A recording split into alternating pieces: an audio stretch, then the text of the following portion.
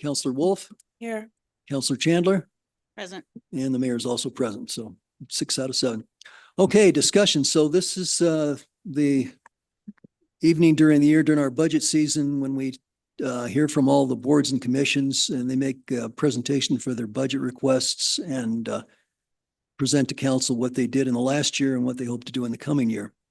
So with that, we have, I believe, 8 organizations. We'll start with Visit Manitou Springs. Leslie, I guess you're probably going to present, you and Farley. Thank you.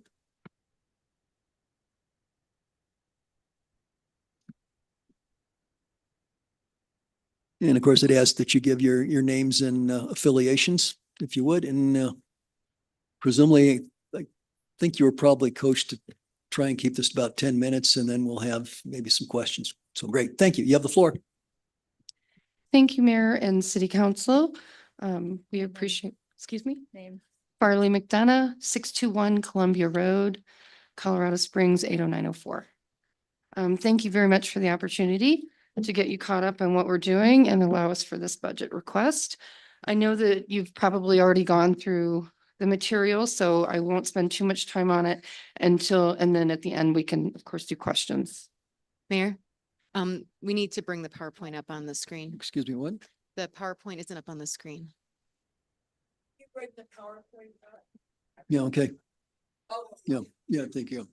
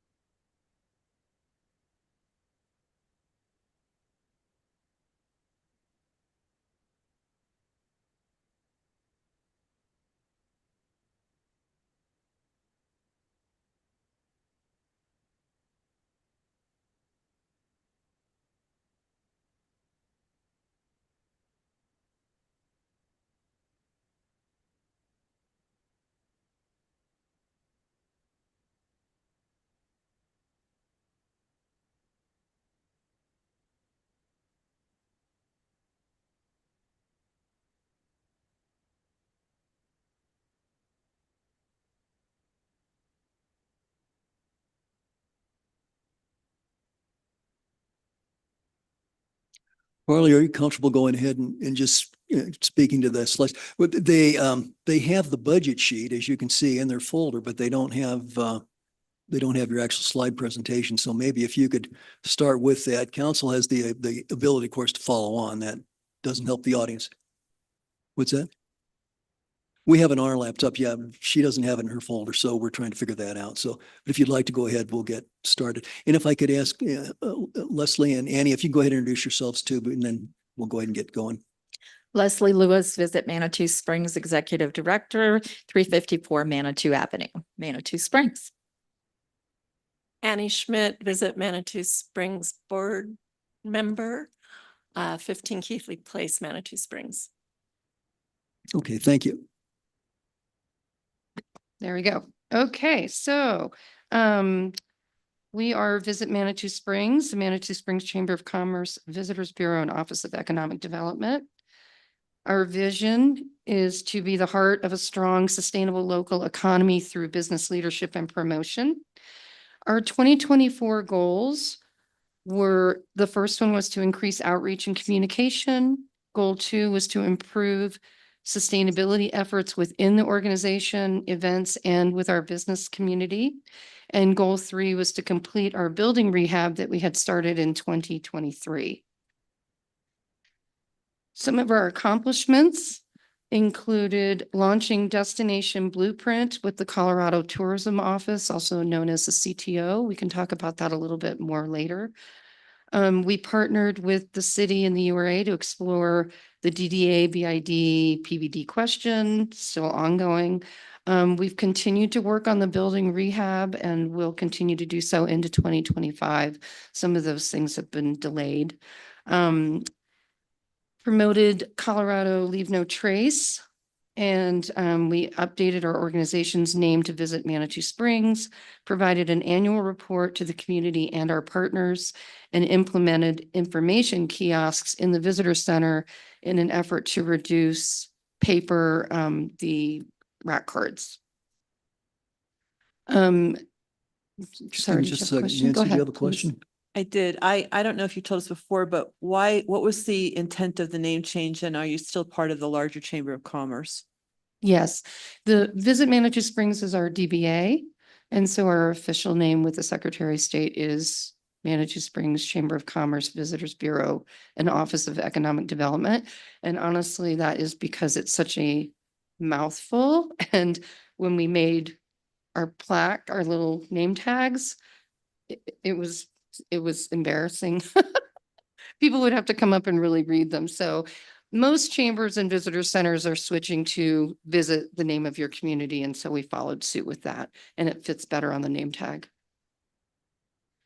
The building work building improvements, we did manage to install the railing that was around the patio. We installed with crane a fabulous mural on the back of the building. We did screen the dumpsters. We installed our new monument sign that we're very proud of. And we did a whimsical waste finding sign because we're really trying to work on this connection to the creek walk. And that's an ongoing project. And we did install a message board to assist not just visitors, but locals on communicating things that are happening in the community, more community-oriented events, in addition to transportation and parking. Let's see. Cute pictures, cute pictures. Okay, 2025 goals. So cat's out of the bag. We are working on transitioning to new leadership. Can talk about that later as well if you have questions.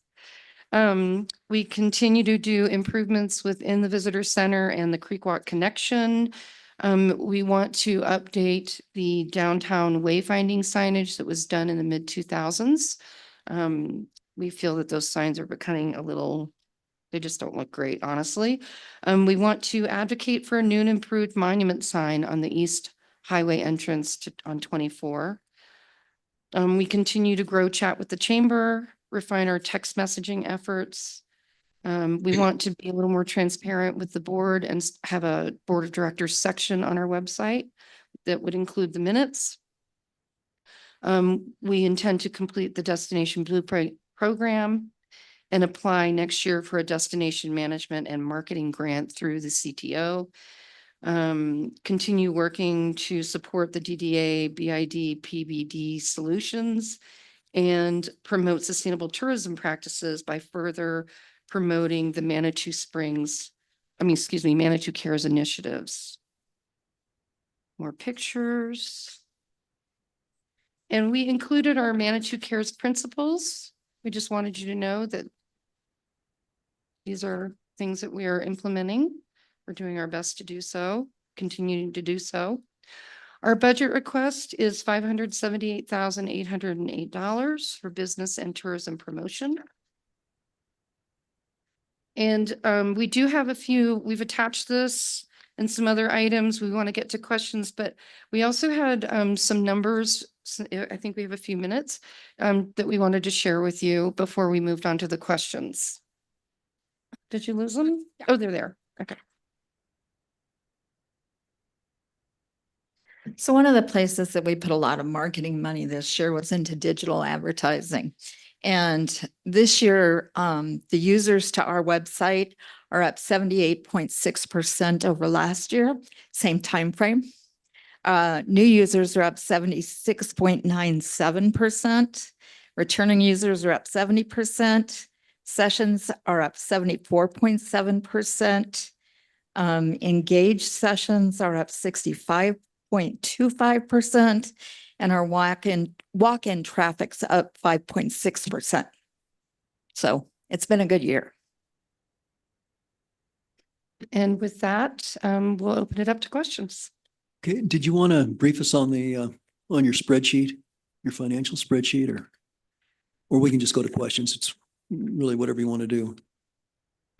I think in the interest of time, if you just have questions about the spreadsheet, rather than going through all of those Okay. numbers, All righty, but we're prepared to answer questions. sounds good. Nancy? Yeah, those, Leslie, are very dramatic increases, very impressive. And to what do you attribute that to? I think a lot of it has been the digital advertising that we put in place, working with a local company that has helped with that. I think the other thing that we are seeing more and more is people are going online more and more, and they're finding us through they want to come to the area and they know Manitou, so they look it up there. Abbott's. Did you have something else, Nancy? Yeah, just on your budget, the revenue for special events was up, your proposed 2025 goes up $30,000. And it's gone up significantly every year, a little less so in 2025, but what is causing that dramatic increase over the past 3 or 4 years? A lot of sponsorship dollars that Jenna has managed to recruit and bring in to help offset the expenses and help promote those events. Other questions or comments from council? Judith? Not a question, just a comment. I really want to commend you. I think the chamber looks phenomenal. The sign is great. The building looks great. The screening, the dumpsters, the mural in the back, it just looks exquisite. And I do believe that the chamber and the city are up for a Greenie Award for the use of geotile behind the building. And so I just wanted to commend you for that. It looks great. And I love that little whimsical wayfinding sign. So just really, really great job. Just want to commend you on that. Thank you. Thank you. Great. Other questions? Nancy? Is there anything else that we should be doing as a council or as a city to help improve economic development and so on from your perspective? Encourage residents to shop local and eat local. Agreed. Support our small businesses, please. Sorry, Farley, could you say that again, please? Support our small businesses. Thank you. Anything else from council? I guess not. Very good. Thank you very much. We appreciate it. Thank you. Okay, great. And next we'll hear from the Urban Renewal Authority.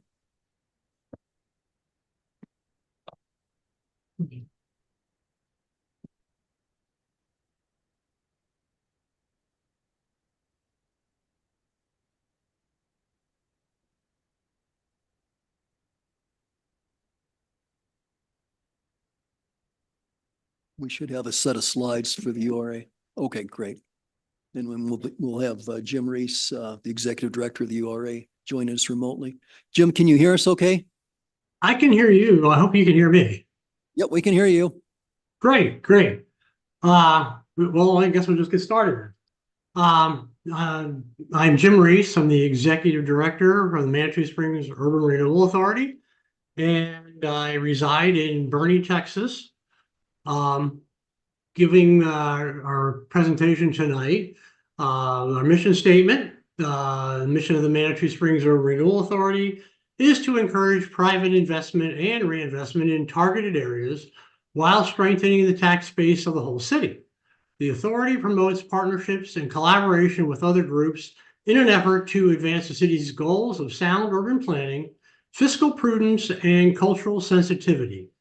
Through multiple projects and initiatives, our objective is to facilitate development of balanced, sustainable environments where people live, work, and come together as a community. That's a mouthful. Our board members, Debbie Sagan is the chair. John Maynard is the vice chair. Barb Winter is secretary. And Ann Nichols is treasurer. We also have Farley and Alan Delich and Alan Gregory. And the board terms are on there for you. So we can go to the goals. The goals for 2024. Working with a developer to develop building plans for the LaFawn site. Paragon is the developer for that, as you're very much aware. Number 2 is administer and attract redevelopment grants and site improvement grants. Number 3, continue with our streetscape enhancements. And number 4 is art pedestals and landscaping along the corridor. Then goal 5 is to provide sales tax funds sufficient to satisfy the current Holiday Inn Express obligations that are spelled out in the redevelopment agreement from a couple years back now. And we can go on to the next slide. So our accomplishments are a concept plan for attainable apartments was approved by the Planning Commission for the LaFawn site in September. And of course, the project is going to require a variance. So the variance request will go back to Planning Commission on December the 11th.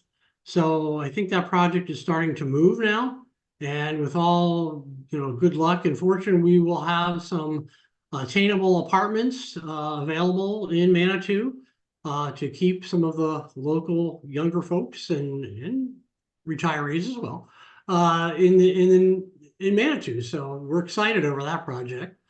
Accomplished number 2, we did pay the Holiday Inn the property tax portion of the redevelopment agreement requirements, and we completed 1 site improvement grant in 2024 as well.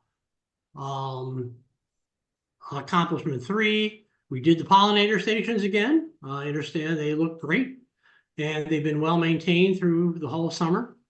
And then we've just paid for the holiday lights that are up. And then 4, art signs. This is different. Art signs were installed in Fields Park.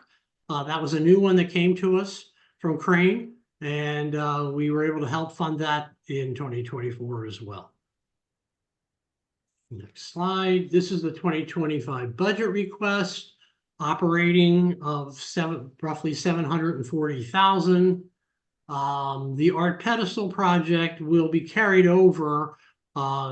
Crane was working on trying to solicit artists for this year, but it will be carried over until next year.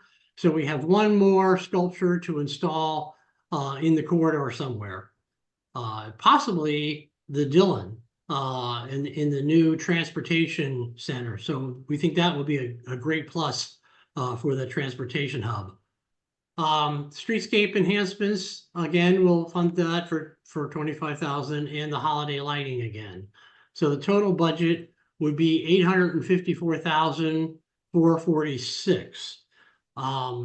just a caveat in the operating budget, we're showing $331,843 plus interest for the Holiday Inn Express for the payments for sales tax increments for 2022, 23, and 24.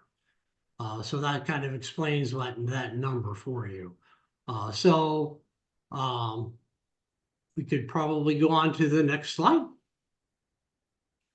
And so some of our ideas for what we'd still like to see happening in the corridor are some more streetscape enhancements. This dates back a couple years. We wanted to do safety improvements in the off-ramp of Highway 24 onto Manitou Avenue. That project was put on hold because of lack of funding. And likewise with the Fountain Creek pedestrian bridge, wanted to design and install another pedestrian crossing over Fountain Creek, kind of in the neighborhood of the Park Row Lodge and between there and Adams. We're looking at a crossing to attach pretty near the ball fields. That also was not funded with lack of sales tax increment funding. And then, as I mentioned before, the Spirit of Manitou, the final sculpture will be installed with the cooperation of Crane in 2025. And I will answer any questions. Very good. Thank you, Jim. Council, questions, comments? Julie? Jim, what did you say was something was in December regarding the concept plan? I missed that. Oh, sure. So as I mentioned, the concept plan was approved by Planning Commission in September, but it does require a variance for density.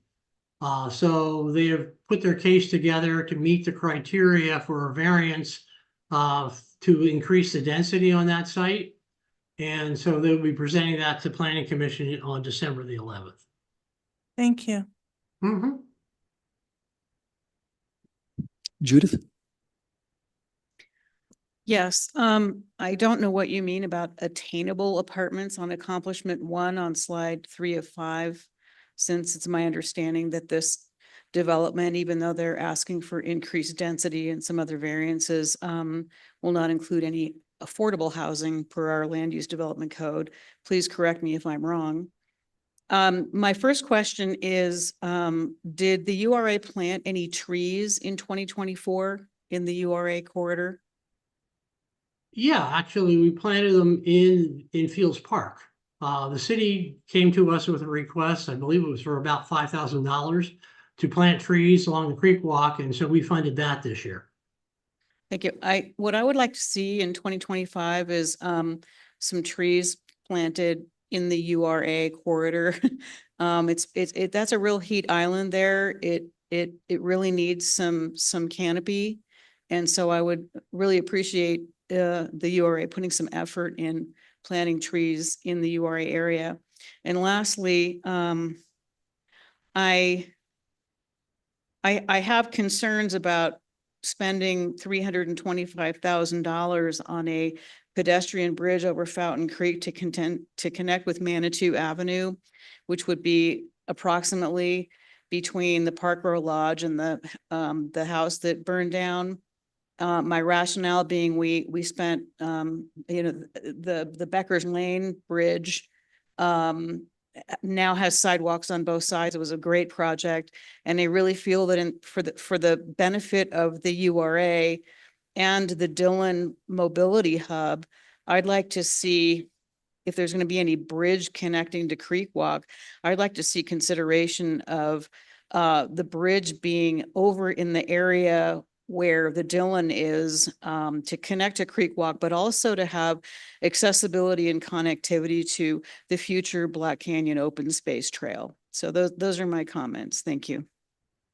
Thank you. I agree with you on that one. I think that would be a fabulous site. We've looked at that actually and have talked to the city about possibly doing that in the future.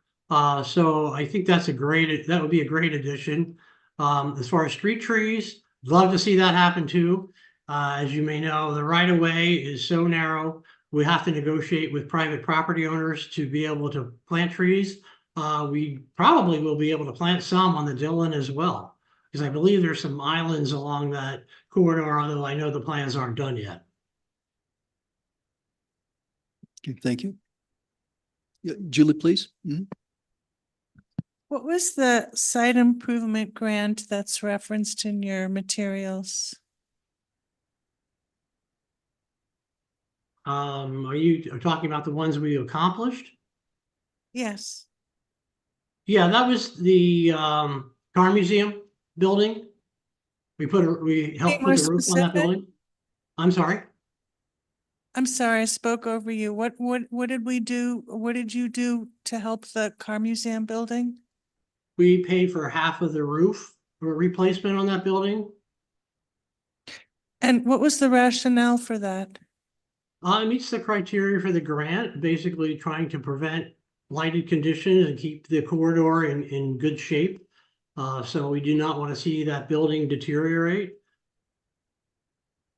Would you agree that that roof is not visible from Manitou Ave or from Highway 24? You cannot see it It's mean, it might visible from still the be edge of the blighted, tunnel, I but- believe. Yeah. for the birds and stuff, but would you agree that you can't see the roof unless you're in an airplane or a drone? Possibly, I don't recall if you can see it from Highway 24 or not, but the point was to basically preserve the building. So you gave them $25,000 of taxpayer money to help them replace their roof. Is that correct? Tax increment funding, yes. Pardon? Tax increment funding. Tax increment funding, yeah. Okay, I just wanted to confirm. Thank you. Thank you. And I've got a couple questions, Jim, and maybe if we could have that slide 4 of 5 again. Okay, so top left there, we see an operating budget of close to $740,000.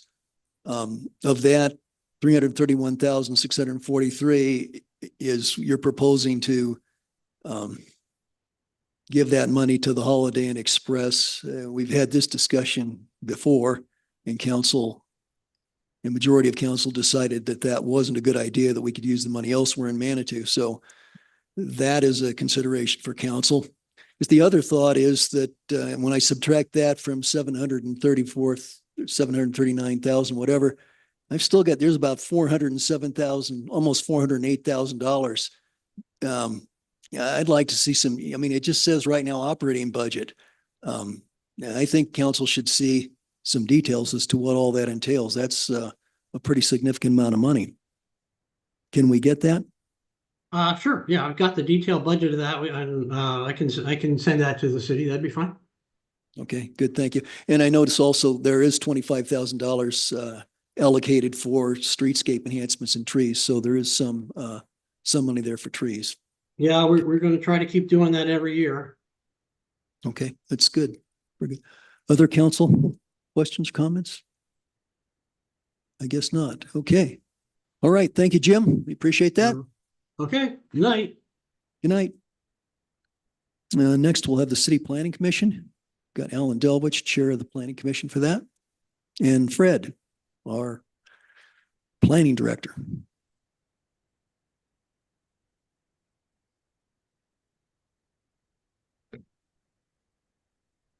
Hi, I'm Alan Delwich, 210 Via Linda Vista.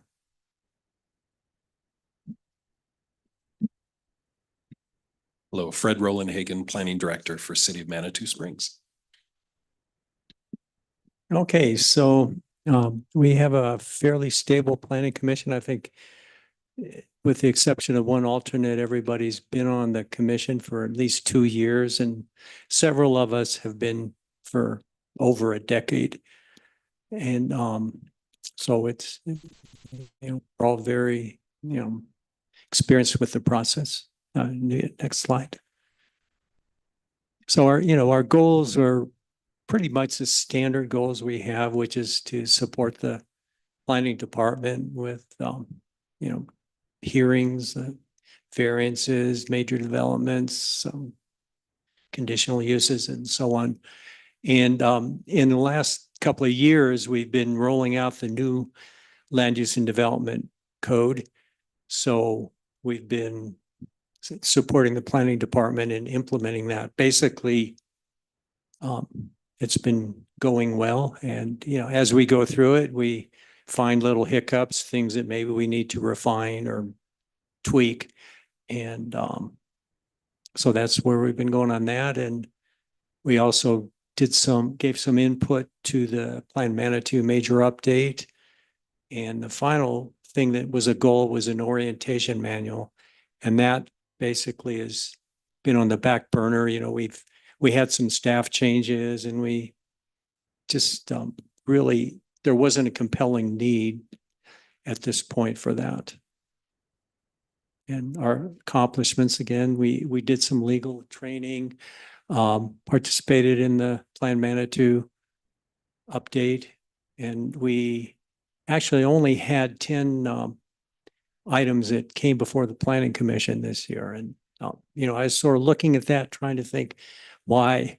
And I think part of it is maybe with the update to the LUDC, there's been less need for them, which is actually a good thing. You know, fewer variances, fewer items that couldn't just go through with the standard process. Our goals moving on is, again, to continue looking at the LUDC and maybe do a more extensive review in the fall, and work on that orientation manual. And probably one of the more important things is doing some refresher training. And, you know, I think this is really important, you know, to really keep all the commissioners really understanding the legal responsibilities and expectations for a quasi judicial commission. Because, you know, sometimes on our boards and commissions, people forget their role. And what we say at the beginning of every planning commission meeting is, we're not legislating, we're interpreting the code, we're applying the code. And it's not whether we like or dislike a project. It has to be, what does the code say? We have a lot of objective criteria, and it's a constant struggle to remind us all that whether we like it or don't like it, what does the code say? That's what we need to focus on. So I'm happy that we'll be doing this. You know, I prefer that we do it sooner, but it fits in the schedule in June. And so that's what we'll be doing. So, and as far as a budget request, this is sort of the standard request we have, is for a little bit of money, just in case someone wants to go to like a planning conference or update their skills somewhat in that. So with that, if there are any questions. Great. Julie, please. So budget wise, where does the attorney get paid? Is that from, apparently not from the planning commission? No, that's, budget? I think, the planning department The budget. planning department, is that where the attorney, because you have an attorney that attends your meetings, right? Yeah, we do, but that's not a line item in my budget. Where is that? It's under our legal, which I believe is under my budget, if I remember correctly, so it gets paid under that. It's all of our legal cost. Oh, thank you. Other questions or comments? I guess not. It looks pretty straightforward. I'm glad to hear that you're going to take another look at the LUDC in September. It seems to be working pretty well, but it's always makes sense to go back and check out the nitnoid things. Yep. So great. Okay. Well, if there's nothing else, gentlemen, thank you. Thank you. Cheers. Okay, and next we have the Historic Preservation Commission, HPC.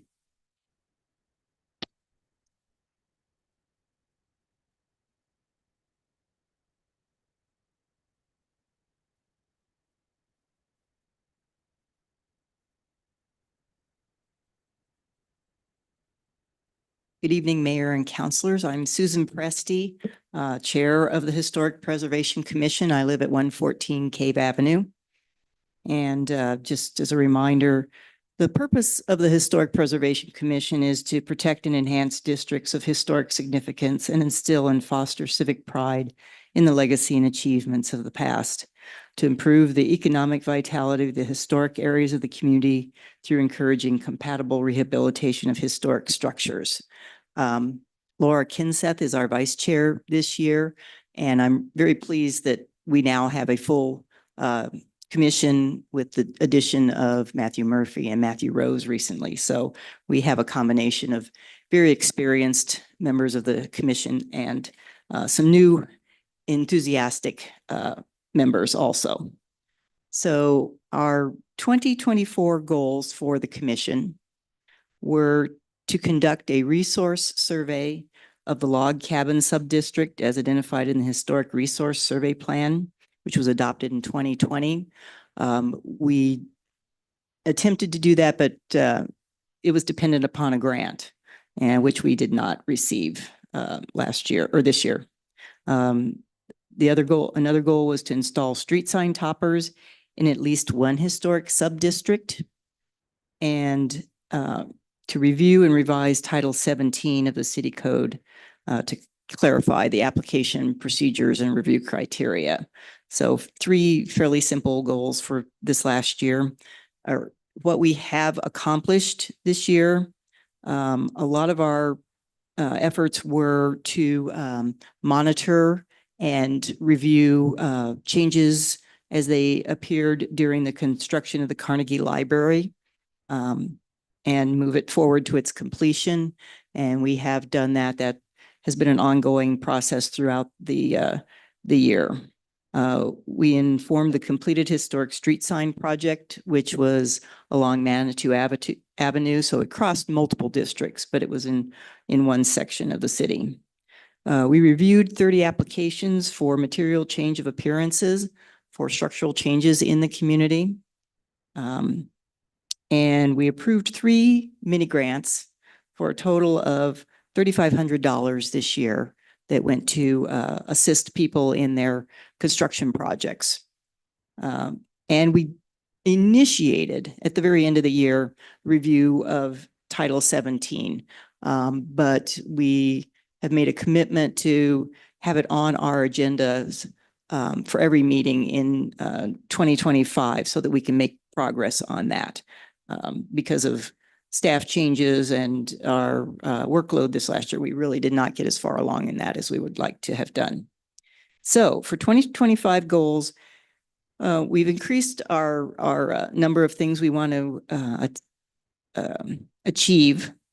We really want to focus this year on education, our community and neighboring communities. So you're going to see that in these goals.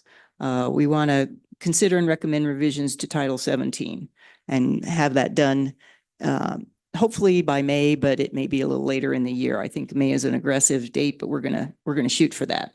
We're going to oversee the development of and review a resource survey of the Log Cabin Historic District. If we can get the funding for this year, we're going to attempt that again. We want to increase the visibility and communicate about the Vicki Burnson, and I can never say the last word correctly, Duchette, I hope that's right, mini grant program by enhancing the city's webpage and doing some advertising about that so that we have more of our citizens taking advantage of that grant. We haven't used the funds this year, so we'd like to make sure people are leveraging that. And then to update the web pages for the Historic Preservation Commission to provide more information and make it easier for people to find what they're looking for when they're making changes to their structures. We also want to provide access and information about other historic preservation funding sources to our residents, such as the residential historic preservation tax credits and the state historic fund grants for residents. The more information they have, the more they can access support for their projects. And another goal is to explore opportunities to provide relevant historic preservation information, specifically to realtors that list properties in our historic district through communication and working with the Pikes Peak area PPA AR, Association of Realtors. We think if people know as they're purchasing a property that it's a historic structure, it will prepare them for the process a little better, and helping the realtors communicate that, I think will be we're hoping to do an upfront sort of information. And then we want to organize an architectural treasure hunt during the National Preservation Month. This will be in coordination with our Historic Preservation Awards, which will be in Historic Preservation Month this year. We did not, or this next year, I should say, that would be May. We did not do the awards this year because in 2023, we made those awards in December. Almost none of the projects had been completed by this year. So we decided it would be worth waiting a few more months to coordinate everything in the appropriate month and do the awards and a treasure hunt to get more visibility and more awareness in the community for historic preservation. So kind of lofty goals for this year. We're hoping to get all of that done. The budget for Historic Preservation Commission is the same as this year, no changes. 1,400 for commissioner education and training. And specifically, we want to take advantage of the fact that the Colorado Preservation incorporated their annual Saving Places Conference, which is a state conference, will be in Colorado Springs this year. So an opportunity for more commissioners to go on a less expensive attendance because we don't have to stay there in another city. 10,000 for street sign toppers, more progress on that. 10,000 for maintenance mini grants. Again, that's every year we have that line item. $5,000 for preservation grants. It's a pass-through from the state. $5,000 for preservation incentives, and $2,800 to pay for the honor awards, Historic Preservation Honor Awards event in May. And I am open to questions. Great. Thank you, Susan. Council, questions? Julie, please. Maybe this is a question more for Denise, but it seems like all these different departments or various different departments are wanting us to give them money so they can put up their own signs. And we already have so many signs, like too many signs. I just noticed a new one went up today. I thought, oh my God. Anyway, isn't there someone, if we give 10,000 to this group for signs and then who else, there were other sign requests too. It just seems disjointed and not coordinated. And maybe that's part of the reason why we have so much sign pollution or too much sign proliferation, is because everyone wants to put up their own signs. How does that work? Good question. Yeah, and we do have something else in the budget that's way more than $10,000. Denise, can you Didn't the clarify? chamber have some sign money was part of their budget they wanted for signs? And now we got these signs. It reminds me of the Christmas lights or something. All these disjointed budget sign items. Denise, can you speak to that, please? Yeah, so there are, all of this is budgeted, so it's in your budget, all these requests. But there are the signs that the parks or that the mobility does that may be like parking or stop signs or yield signs or those type of things that are very specific for traffic. This is specific to the historical signs, street signs. So it's the ones for the names that we're getting put up. So like Cave Street or Cannon Avenue, they're the historical signs. So they're under the HPC because they're managing that, they're overseeing it. Can I, if you're not on a historical, so are we also putting up signs that are non-historical? So we have historical signs, non-historical signs, and then each kind of committee makes up their own sign the way they want it to look, and we just give them thousands of dollars and then they go. I don't know what the chamber sign was. I don't Well, know. no one if I ever still hear showed from the it. chamber. I think the chamber sign may have been for their particular sign that's out front, but I didn't see anything in their budget that said I signs. thought there was so I all don't this know. wayfinding stuff they were talking Oh. about, wayfinding signs. They want to put up wayfinding signs and HPC wants to put up HPC or historic signs. And then you've got the fire department signs. It just seems I didn't, are we going to review the signs that the HPC puts up with this $10,000 or is it, they just get to choose? They've How does al- that you've al- the signs, these are the street signs. So these are the street sign toppers that are being put up and hopefully soon. I don't know the So that exact means date we that don't those get will to be done. choose or we do? No, they're already Oh, they're already approved and done. going. We've So just why got are to we get them giving up. 10,000 more money if it's already done? Because it's something that you will continue to do. We'll do a little bit. We don't have the money to do it all in one year. So you do it slowly. You do a couple here, a couple there, and then you continue to make that improvement. And likewise, does the chamber have discretion to design and implement their own signs? And once we give them all the money, they just choose the number of signs and the way they look themselves, these wayfinding signs that are in there? Yeah, in and their I'm thinking packet? back, it seems like several years ago, we approved a sign design. And Natalie, you had been involved in that. Can you refresh our memories on I mean, that? it is true that we've had sign plans before, but you know, the planning department's been working on a new sign program for a couple years now. And so I think that's maybe based on some of that work that was done before.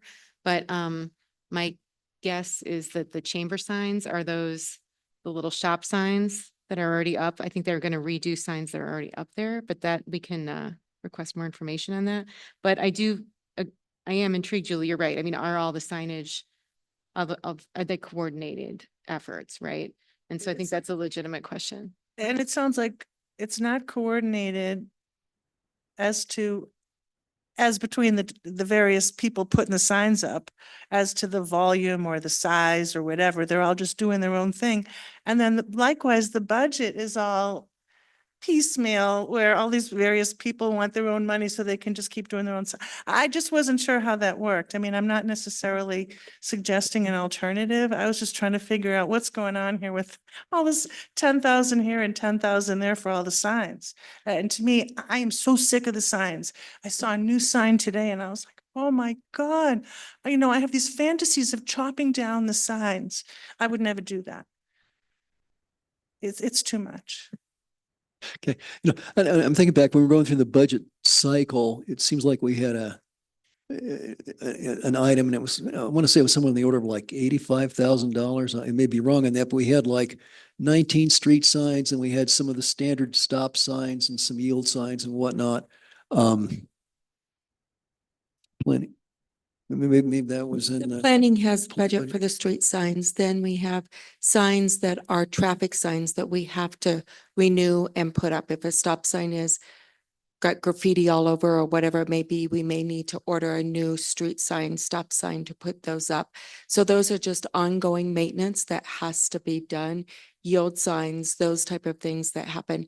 The wayfinder signs for the chamber are the downtown signs, and they had a picture of what they do that they put up for theirs. We don't approve those. They go through and make those happen for it's the downtown area. And it's to make it the wayfinding so that people can see. For instance, they put up this summer restrooms, public restrooms, so that they knew where the public restrooms were, because that was a concern. People weren't able to find the public restrooms. So there are certain things like that that the chamber does, but the other signs that are city signs, we do all work together and we know what's happening with each street sign. For instance, I'll put together like the street signs that's happening for downtown. CDOT has to approve them, or Public Works has to approve them. It's a very comprehensive process to get that done. That's why it's taking so long, because we're having to wait for CDOT's approval. Can we get this? Can we do that? So anything on Manitou Avenue, we have to go through CDOT. So the HPC signs are different than the city signs that you're talking about? That's a whole different They're thing? their historical street signs. Yes, they are different. So do the historical street signs, the location and the size of those get coordinated with the city signs that are also in the area? Is there any? Yeah, and you coordination? had that report some time ago from Aaron that put together that entire report, talked about the signs, talked about the ones that we're going to need to remove.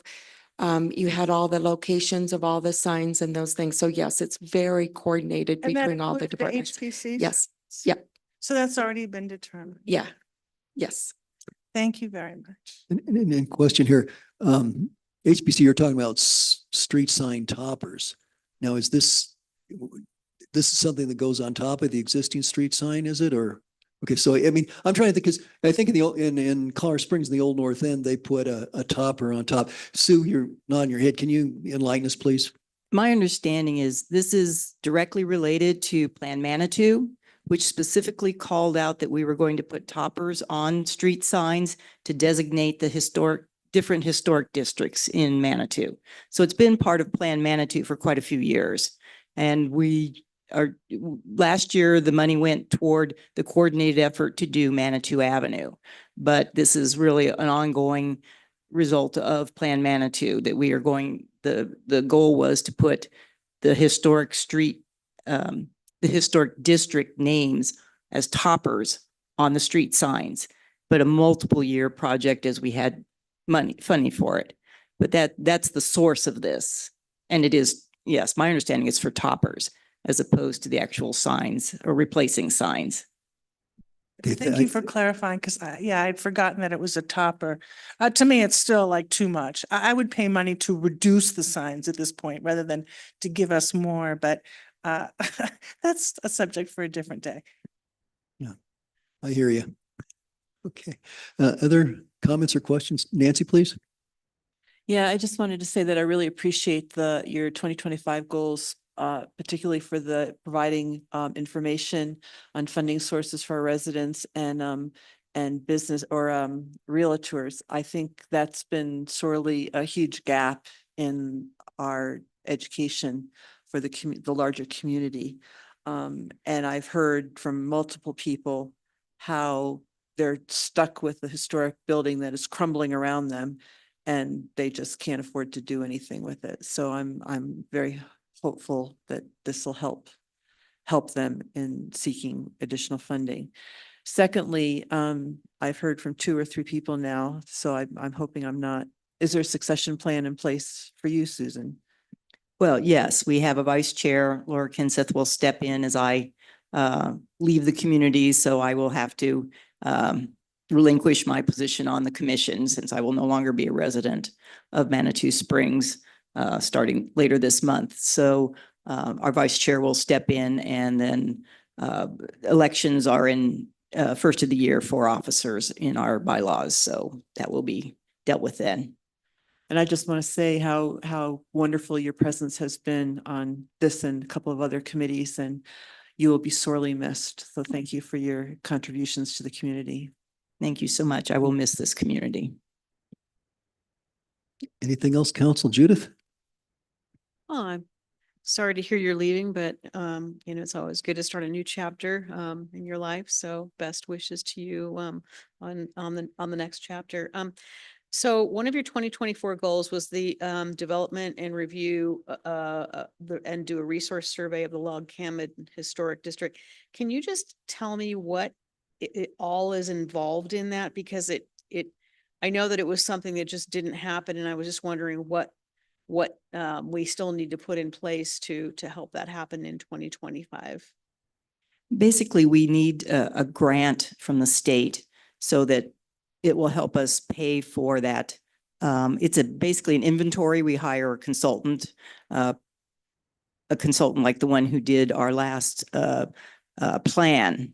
And the plan was that we wanted to do inventories in more of the districts. It really helps us to know whether a house is a contributing resource, a structure in the district, makes our review process more streamlined, more accurate.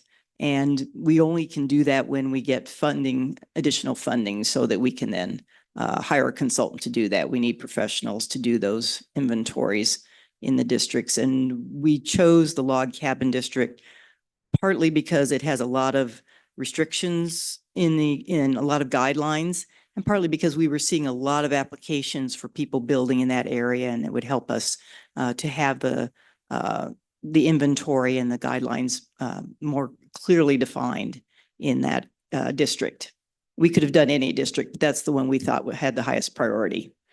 I asked for a better understanding, but also you didn't have it listed as one of your budget requests, and I'm just wondering, is there an expectation or a hope that this is going to be all grant funded? Because it sounds like a really important project, and I would love to know ballpark, what this is going to cost, and if we need to look, the city needs to look at, supporting this project.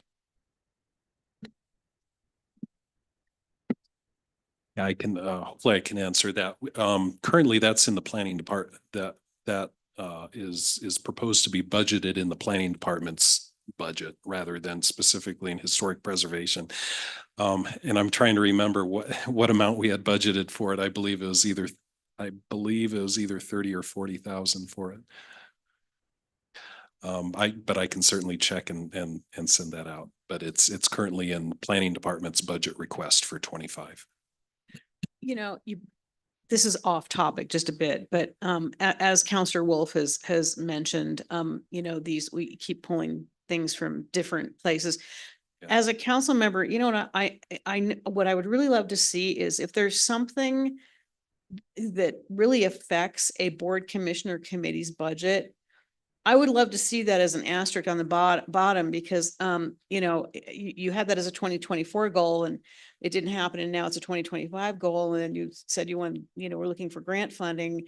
And I don't remember from that, 4-inch budget book I have that, there's money set aside. So it would really help me when we're doing this to know, Christmas lights, sign toppers. It's like a puzzle putting together sometimes. So, because I think this is a really important project and I want to make sure that, the city has adequately funded it. Thank you. Thank you. Anything else, council? I guess not. Okay, great. Well, thank you very much. Yes, thank you, Sue. Thank you very much. Next, we'll have the Housing Advisory Board.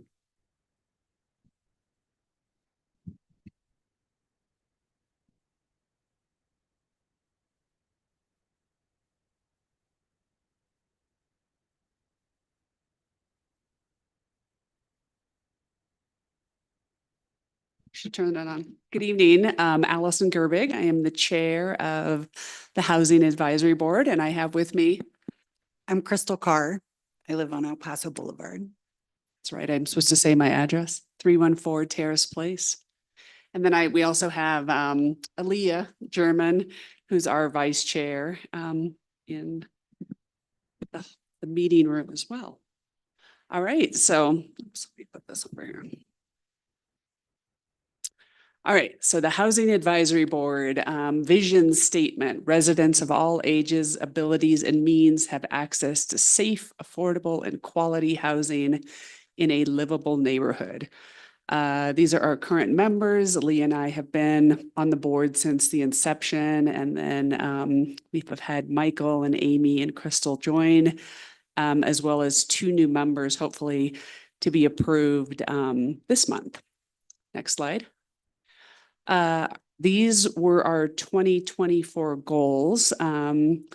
We have, as you'll see on the next slide, we've worked on all of them. The only one that we didn't hit for 2024 was participating in Plan Manitou, and that was primarily due to planning director staffing changes. We had started some work with Hannah, and when she left, I don't think the information got clearly passed along, which was okay because we had other activities to work on. Next slide. So our accomplishments for 2024 were that we aligned the Manitou Springs Energy Rebate Program prices with Colorado Springs Utilities so that individuals that had purchased an item that would meet the Manitou Springs rebate. They could potentially also access something with Colorado Springs if it wasn't specifically related to water. We attended affordable housing focused meetings. It should say Manitou Springs, Kiwanis. And that was, I just missed that until now. But those were meetings that we went to specifically related to housing. One of them was Toby Gannett. He has developed and is working still a project in Colorado Springs called Draper Commons. It has a mix of affordable, which is 30% AMI, all the way up to 100% AMI. But it was a really cool opportunity because that project was designed through like the Quad initiative, which was like students from UCCS, CC, Pikes Peak State College and Air Force Academy, and they really focused on looking at green built opportunities that in Manitou was something that we thought was pretty cool that we could bring back. And then the second presenter was Jill Gabler from the Pikes Peak Housing Network that again, we had met with before. Crystal Carr actually had met with her on a one-to-one. So we've developed a good working relationship with that Pikes Peak Housing Network. That's a paid position. So they have been really supportive of the work that we do as a volunteer board. And then specifically Amy Muck, she published 9 housing articles in the Pikes Peak Bulletin. The first one was, Did You Know? Empowering Manitou Springs with Colorado Prop 123. The second was on the energy efficiency rebate program. The third was on building community related to tourism, residents, and small businesses. The fourth was the charms and challenges of Manitou Springs, nurturing community amidst housing struggles. The fifth, nurturing home. It was a Manitou Springs springtime ritual. The sixth was unity and diversity. 7 was be the change you want to see, come join the HAB. 8 was a back to school, building community for our kids together. And then 9 will be an affordable housing article. All right. Continued. So we also engaged with the urban renewal. I had met with them and we just discussed different opportunities. Specifically, at the time, it was the LaFun property that didn't yet have a specific plan to it. So we just talked about trying to put together some literature that individuals that were looking to potentially develop on that property could see opportunities that might be available through Proposition 123. We hosted a housing presentation for one of our meetings with the Colorado Department of Local Affairs, and they presented just again materials related to Proposition 123, and then provided connections if there was a developer that was interested on building an affordable housing unit in Manitou, we could get them connected. All of this kind of education things, which included attending, Crystal also attended a affordable housing conference hosted by El Pomar. And all of that really did help us. We submitted a letter of recommendation for the housing development for 123 Manitou Avenue. And I think having all of the education opportunities that were listed really helped us be thoughtful in the questions that we asked around, why they couldn't build a true affordable housing unit and really kind of set us up for how we can communicate more with future developers. Next slide. So our goals for 2025 are to improve our energy efficiency rebate program, making it more visible and accessible online. We haven't had a lot of people that were interested, and as I had mentioned before, I think there was some confusion around some of the I don't know, items that people were getting for the rebate maybe weren't matching up. So aligning it with Colorado Springs kind of made it a little easier. What we learned was that Colorado Springs, how they are successful in it is that if you walk into a Home Depot or a Lowe's, they right away, they have tags sort of related to the items that you could select that would be part of the rebate program. So when we aligned ours with theirs, potentially could make it easier.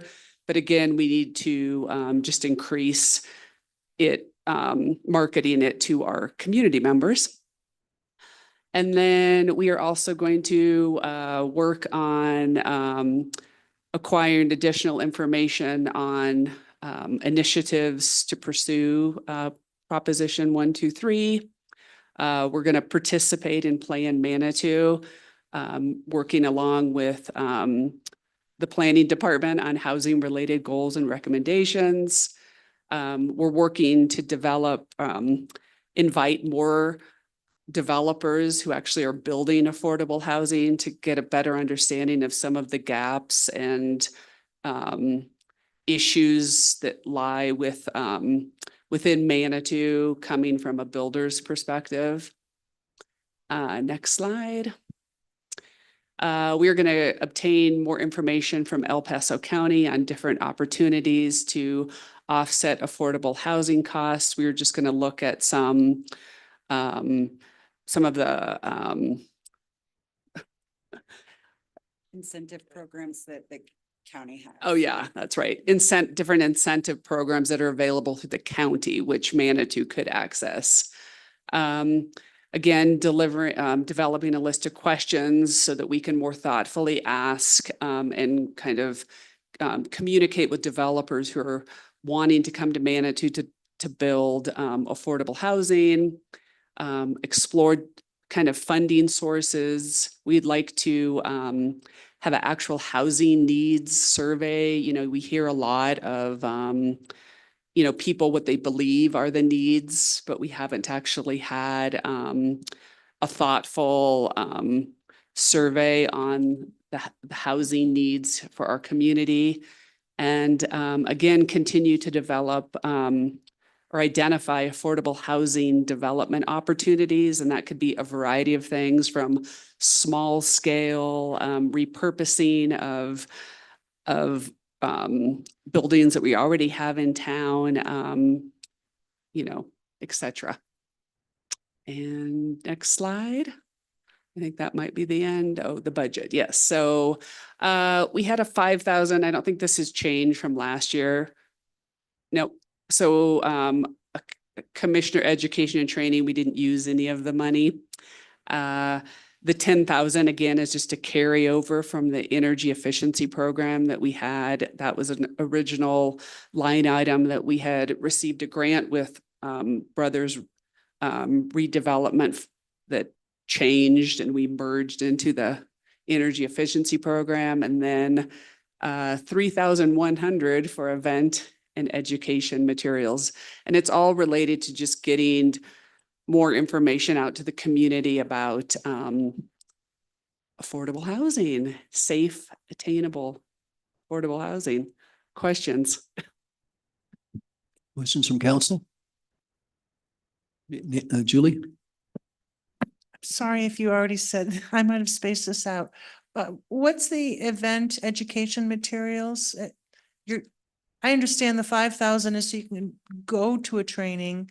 The 3,100 is for you to give a training or educational No, materials? it's more for just public information. I think we had talked about like redistributing some mailers around the energy rebate program. We had done that in the past, but maybe need to adjust it so that we have more, I don't know, a greater scope. So the $3,000 is for postage? Nope, not all for postage. I'm not Do you sure how you, remember? I just need help understanding how the 3,100 relates to what you just said about expanding the scope. What are you gonna do with the money? I mean, we had it there again from last time. And we hadn't really used it, but in Oh. our 2025 requests or like kind of goals that we are thinking, just providing more community kind of education materials. So I don't exactly know where that why it's So it's printed 3,100. materials is kind of the So it could be concept? printing and perhaps bringing in some speakers. Again, that could align with Commissioner Education and Training. So I don't know. But the Commissioner Education Training is the Yeah. 5,000. Yes. Okay, thank you. Other questions? Judith? Thank you, and thank you for the incredible work you do. This is a huge issue for Manitou and our future. On slide 4 of 7, under accomplishments for 2024, you stated that you engaged with the Manitou Springs Urban Renewal Authority to discuss Prop 123. And since you put that as an accomplishment, what did you take away from that? Was that especially in light of a potential development coming in? Was there robust discussion about ways that the urban renewal area can be a site for actually following through with providing some affordable housing options? How mean, did that go? I mean, I think, yeah, I think that all Manitou residents, at least maybe now are starting to realize that, we do need affordable housing opportunities for all ages in our community. And I think the urban renewal, that district is probably one of the best areas, just because of like the example of the LaFun being, what do you call it? Demolished and changed. What's up? Yeah, having like kind of lots available with some of those older properties. I think the idea that it's on a bus line and it's an area that really, I think, could see by having housing developments where people are actually living, not just visiting, it can increase safety and stability for that area of town. So, I mean, I think the conversation was more around just, I was trying to give them information from my small scope of funding opportunities that could be available if they did have developers that were coming and thinking about either reshaping kind of that community with mixed use type business and residential, or just full residential, and funding opportunities that could be available through Proposition 123. And do you feel that that information is getting to the developers as well, potential developers? Because I really think that that's the key there, is to not just inform the Urban Renewal Authority, but to they should be just, sharing that information and informing the actual developers who are coming in, who are going to make the decisions about what they want to propose. So yes, for sure. And Yeah. we're thankful that, at least this one that we wrote the letter of support for, that it was brought to the Housing Advisory Board. So I think if that continues, because we Good. were able, as I mentioned, because of the education that we have all received and been participating in, we could more thoughtfully sort of challenge them on why it was, you know, that they weren't building true affordable, and then they were able to share some of the system gaps that we have within our development codes, I guess, that were also a challenge. So like in that example, we asked that they document like, you know, why they couldn't access some of the funding through Proposition 123, and what were some of the barriers that would prevent them from building affordable in our community. Interesting. I'd love to have that information. Yeah, we Yeah. don't have it yet, but it was in No. our request for them. Thank you. Anything else, council? Nancy? I was going to just say, Ally, that I think that the state has discovered, and I think when DOLA came, it was very apparent at your meeting that the state is highly challenged in how to implement 123 and achieve affordable housing. So you guys were jumped on it very quickly, and the state is still struggling. So Yeah. it's good that Yes. you jumped on it early. Yeah. And that, back to your question about, giving the information to the developers, we had requested from, I think DOLA maybe to put together. We'd asked DOLA about having a like pamphlet or something to give to developers, and they didn't have the ability to do that. And I think for us, we're not educated enough to make a solid pamphlet to give out to developers. But that is kind of one of those things that we would love to be able to do. We don't have that expertise right now. Yeah. Yeah. So basically it was just like a phone number we could give a developer, and that's what we had sort of explained, like, here's a number that you could call. And so, yes. Great idea. I'm sorry that didn't, happen, but great idea. Thank you for at least asking. Yes. Anything else, council? I guess not. We're All good. right. Thank you very much. Thank you all. Okay. Okay, council, we have 8 organizations to hear tonight. We've heard 5, 3 to go. We typically take a break about 7:30, so I'll ask you, do you want to take a break now or hear another presentation and take a break then? Who wants a break now? Let's take a break now. Okay, so we'll take a 15-minute break. For the audience, there's refreshments in the back. Those are provided by the Manitou Springs Women's Club. And in particular tonight, we have Sally Fitzgerald and Becky Elder helping. So thank you.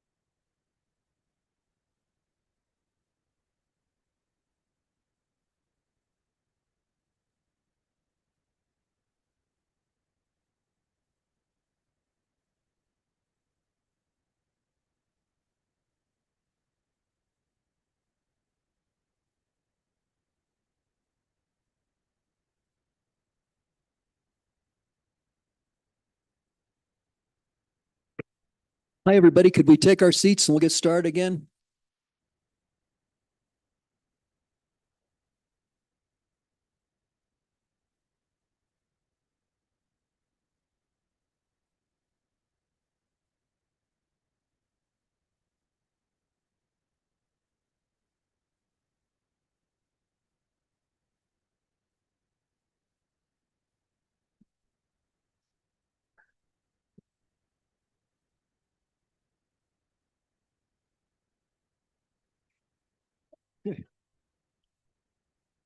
Okay, if we can get started, next we'll hear from Parks and Rec.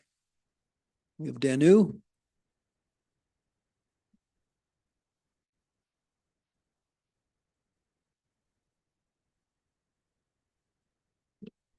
Good evening, Council. Danu Fat, Chair of Parab, 1201 Manitou Avenue.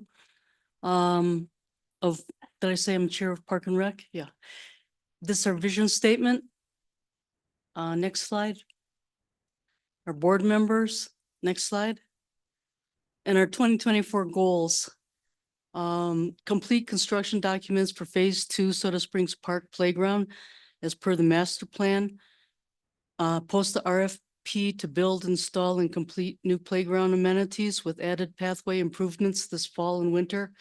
Continued development of a master plan design for an overlook park on Higginbotham Flats. Obtain land dedication and fees in lieu of land for a new pocket park. That was with Crystal Park Road in mind, but that's on pause right now as that property's up for sale again. Continue working partnerships with other city groups to further our objectives. Next slide. Our 2024 accomplishments. An RFP was issued for the construction of the new playground for Soda Springs Park 2 and pathway improvements. Contractor will be selected and work to begin this fall. I believe the work is slated to begin tomorrow, if I'm not mistaken. Yeah, Jillian, maybe if you'd come up.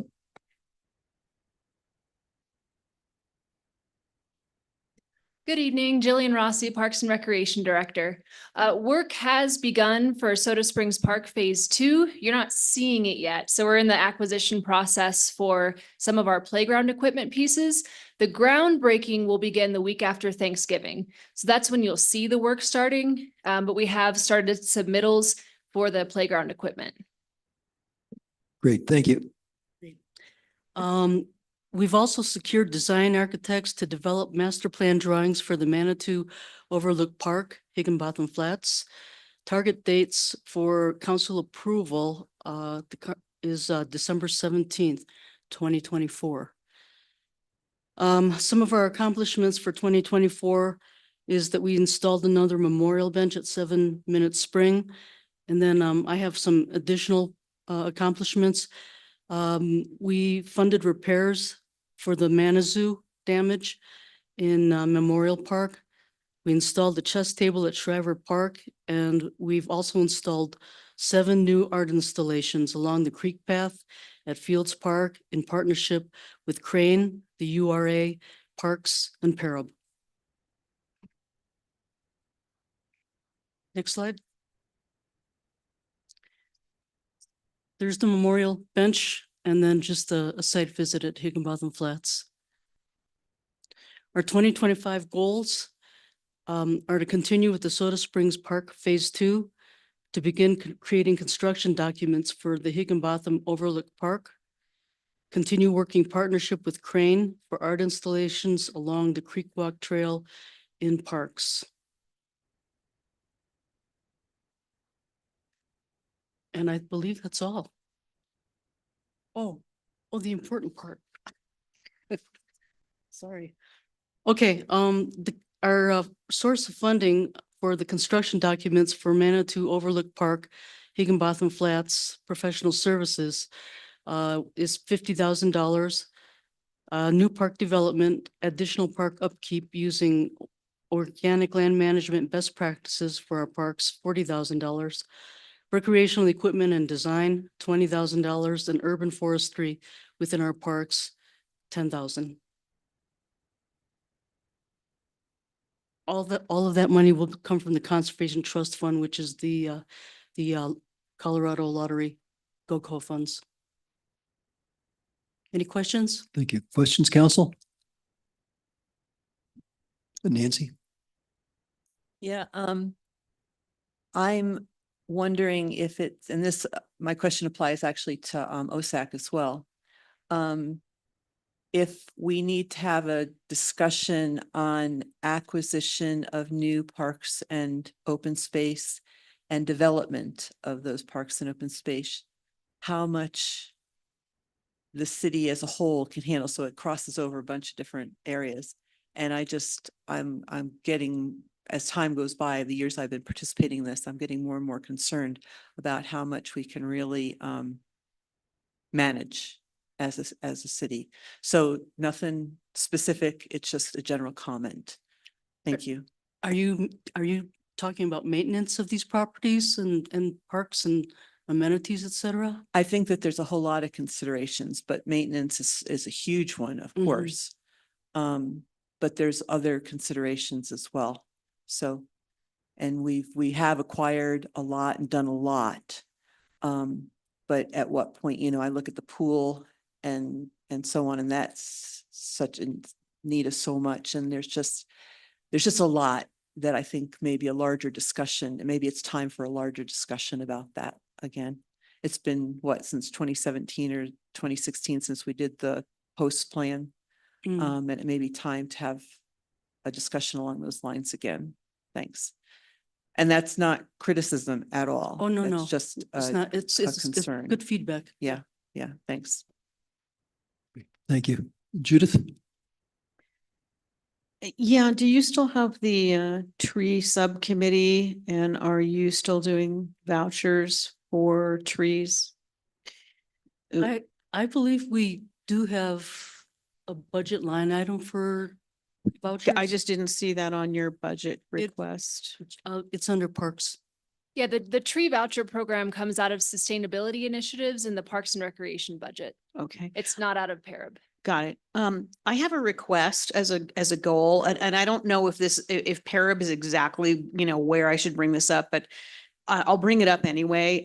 I've had this conversation with Denise a few times. What I would like to see is, and I think that it seems like an easy ask for me, but I would like to see an ongoing tree inventory spreadsheet that is updated and posted on the weekly website. I know your hand is up to, I just want to make sure that what I'd like to see, make sure that we do is, if we're going to take a tree out, list the species, how large the tree is, why it has to come out, when it's going to come out, and what it's being replaced with and where and when.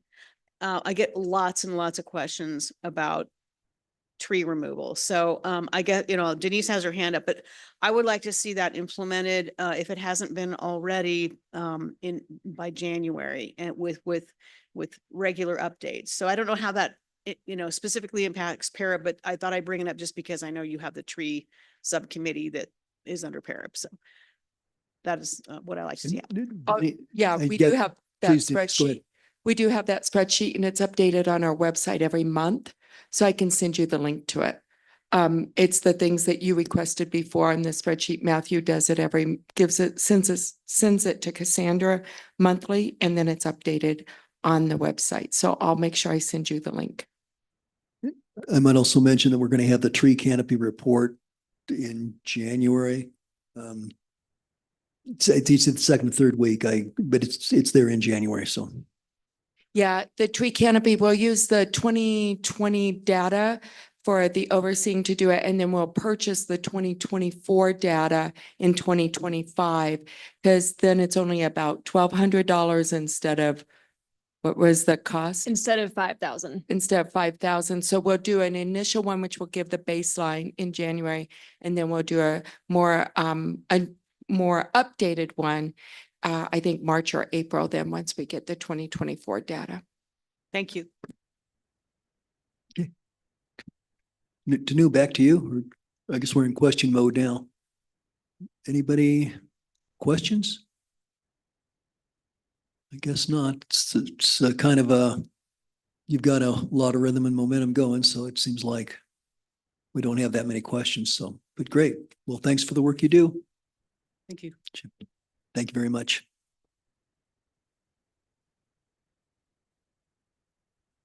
And next we'll have open space, the Open Space Advisory Committee. We have the chair, Tim Beeson.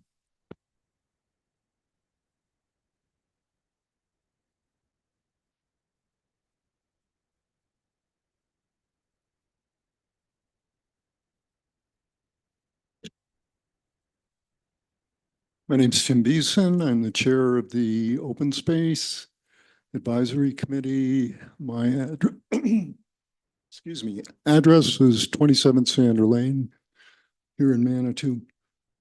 Excuse me. I will read our vision statement. This was from 1997. We probably need a little less wordy update to this, but the goal of the Manitou Springs Open Space Program is to support the ethics, preserving land as a living resource for present and future generations. The objective of the program is to acquire and maintain land which will enhance the quality of life in the Manitou Springs by, one, providing open space for physical, psychological, and social enjoyment, and two, preserving the natural and unique landforms which define Manitou Springs. So with that,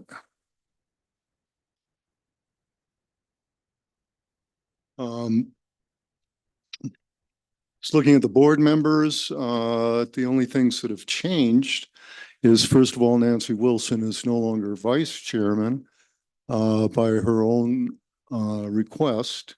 She's an alternate now.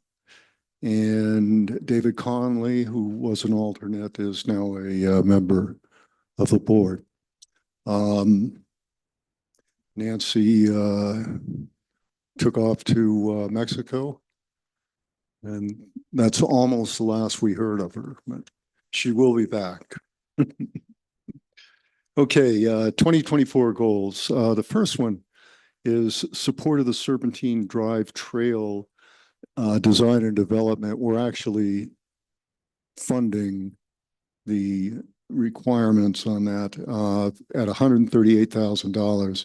That was actually decided upon, I think, in 2 years ago when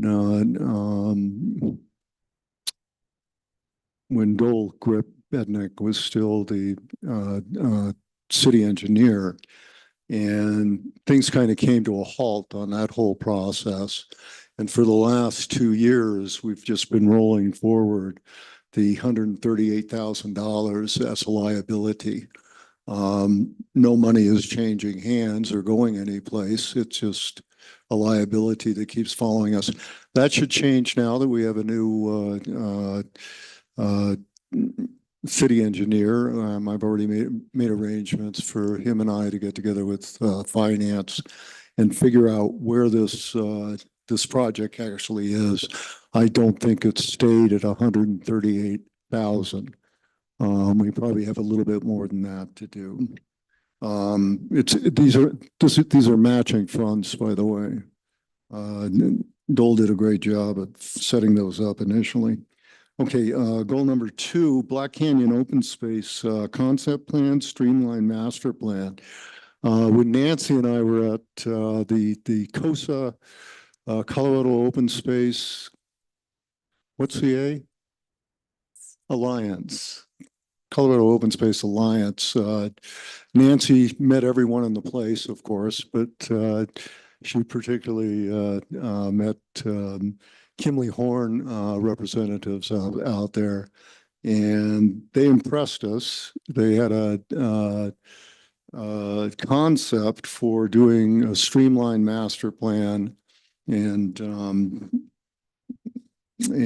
concept plan, and they have performed on that excellently, and we'll be presenting that to City Council sometime in the first part of the year.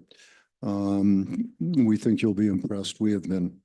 Goal number 3, and by the way, that was all done for about $25,000, as opposed to most master plans would end up being on the order of 50,000.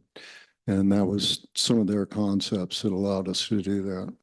Goal number 3, review OSAC sections of the post plan, which was supposed to be done this year, but that was Nancy Wilson's project. And like I said, she is somewhere in the wilds of Mexico right now, but we'll get that done. There was no funding allocated to that. Goal number 4, trail maintenance, Iron Mountain, Red Mountain, and the Inman Trail. Most of this went well, especially Red Mountain. We got some work done out there that really was a safety issue on the side of Red Mountain. Some of the rock was giving out, and we had to go up there with a 12-foot long 6x6 and restore the integrity of that, which Remfe did. The Inman Trail, we got a good deal of work done on that, but we did not replace the stairs going up out of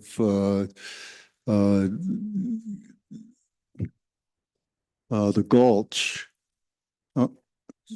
Wildcat Gulch, on coming out of Crystal Park Road into the Iron Mountain open space. That turned out to be okay. With some work done by Trail Cats a couple of years before, turned out to be lasting, and we're doing okay with that. So we'll be taking care of that next year. Goal number 5, Bill Bauer Trail alignment. That's turned into a different beast. The property that we had didn't extend as far down towards the creek as we thought it did. Mr. Larry Rose, who owns that other property, is still committed, every time I talk to him, to giving us an easement or part of that property so that we have that extension down all the way into the creek, but he's not doing anything. And he's well aware that he's not doing anything, and he apologizes for it. And he says, and I'll get around to it eventually. So everything's on hold now with that. And hopefully that'll get done in the future, not too distant future.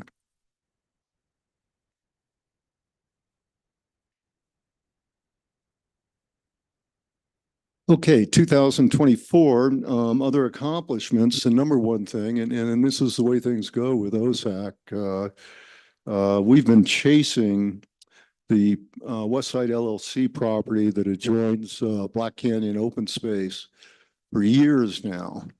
And a couple of things fell into place, and we were able to actually move on that. And I, with a good alliance between OSAC and the city, particularly Jillian and Denise, we were able to get all the pieces in place. It wasn't real smooth, but it all got done.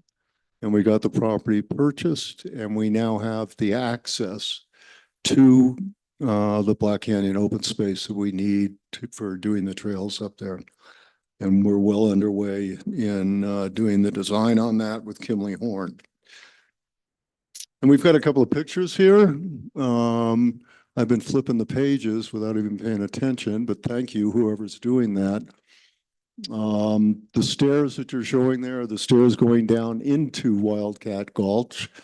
And like I said, next year, we'll probably be fixing the stairs coming out of Wildcat Gulch. The second picture there of the Red Mountain cliffside on the the picture on the left, you can see that there's not much of a trail there. It's just kind of fallen away. So it was getting a little iffy, a little dicey. And Rumpke came in and did a nice fix on that for us. On the next slide, this shows, and it's probably a little hard to That's a former version. It's showing the land acquisition now. huh, okay. Well, apparently we've got a slide out of order, but what the map is showing there is the original Black Canyon open space, and then the piece of property that we bought that really makes that open space, the Black Canyon open space, available realistically. Long story there, but that is the completion of the land that we need for the Black Canyon open space. And I guess we just missed one. There's another picture. We don't need to see it. We'll go on to 2025 goals. So goal number 1 is grant match for the creek walk on phase 6, Serpentine Drive. This is the 138,000 that we've been flipping over year after year. And it looks like that's probably going to happen this year. Like I said, I'm meeting with our system engineer and finance, and we're going to figure out what those numbers really are and get the project moving here. The city engineer and city staff are going to get the project done. We're just providing the funding. Goal number 2, acquiring the missing piece of Bilbauer Trail. Already explained that's an ongoing thing depending on somebody else's decision. Goal number 3, replace the remaining Wildcat Gulch stairs. Talked about that already. And goal number 4, send 2 members to COSA. That turned out to be worthwhile last time. I'm sorry, are we not? Tim, I think there's a disconnect. It does look like. Okay, well, let me take it off of there. Acquire missing space. Identifying apply for at least 1 grant for construction of Black Canyon open space trails. We will probably get to that. We're moving quickly, and I think, like I said, I think everybody's going to be pleased with the planning results. So we will probably have the opportunity to move on that. Construction of Black Canyon open space trails per approved master plan.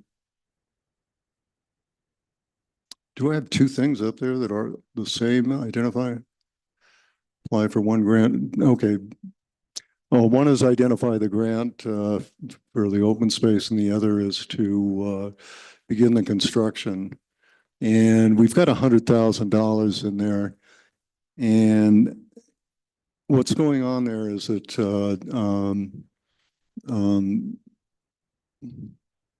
Nicole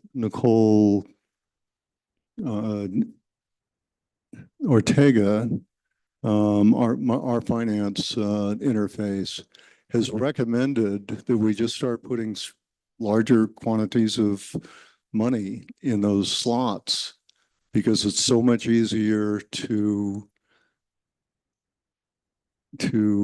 claim that the financing wasn't used than it is to go back and ask for more financing. I'm wondering if City Council really wants to see it that way, because it gives kind of a false impression of the costs that are going on here. I seriously doubt if that construction of the Black Canyon open space is going to be anything close to $100,000. It's possible, but I suspect it'll be more on the order of $50,000. Similarly, goal number 5 is acquire one major new property through gift, purchase, grant, and or loan. This is just a wish. There's no reality attached to that at all. But the fact is that OSAC is an opportunistic entity. And very often, this is exactly what happens, is that over the course of the year, something comes up and we move on it. And again, finance recommended that we put some placeholder in there so that we can move on the property without having to go to council and request an increase in funding. And so we put $200,000 in there, which will cover most situations that we want to go. Lastly, goal number 6 is send 2 members to COSA conference. It worked out well last time. I think it'll work out for us again too. So there was one thing I forgot in there, and that'll be goal number 7. We have already provided the financing for the Fields Park Creek Walk, the removal of deadwood, dangerous trees and stuff like that, and also the removal of the fence. It's about $6,000 charge, and we're going to go ahead and pay for that.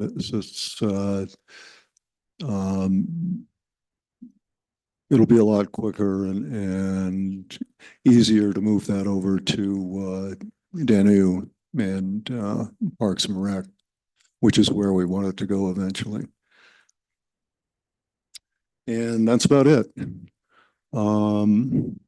Sorry for the stumbles there, but it's been a good year, and we'll see what this year brings.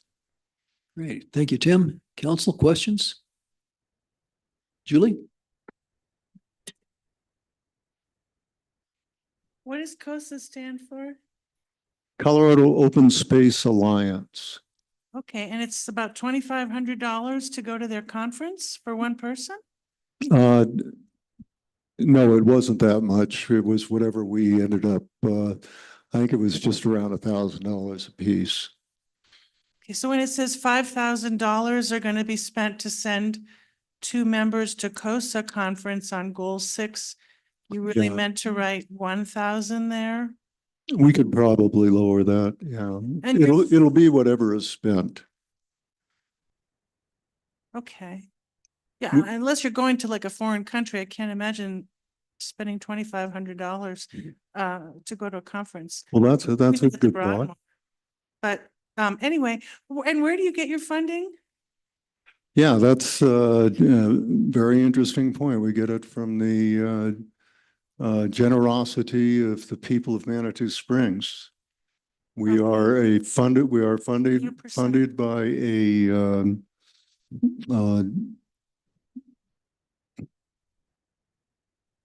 what do you call it? We are funded by a law that was voted into existence as a Is it a mill? Citizens Initiative, was it? A citizen, was it, I believe it was a citizens initiative, Tim? No, it was a citizens initiative. Is that what you said? Yes, I'm sorry. I It was didn't quite voted hear. in 1997. Yeah, it was a citizens initiative that was funded into existence back in the 1990s, and goes up for renewal every 13 years, I think it is. And we just were renewed, I think about 4 years ago when I came on board. Are you given a percentage of some kind? We're getting a percentage of the sales tax, and we're getting a percentage of the real estate tax. Oh, okay. Yeah, and it works out, has been working out to about a little over $200,000 a year. Okay.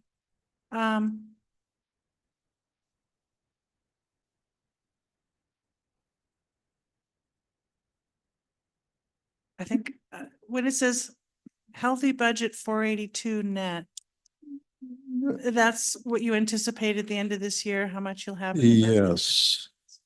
Yeah. And can you explain a little better? It went over my head when you were talking about, oh, I don't know if this is really ethical. We're supposed to, I forget what the verbiage was, put the money in a slot.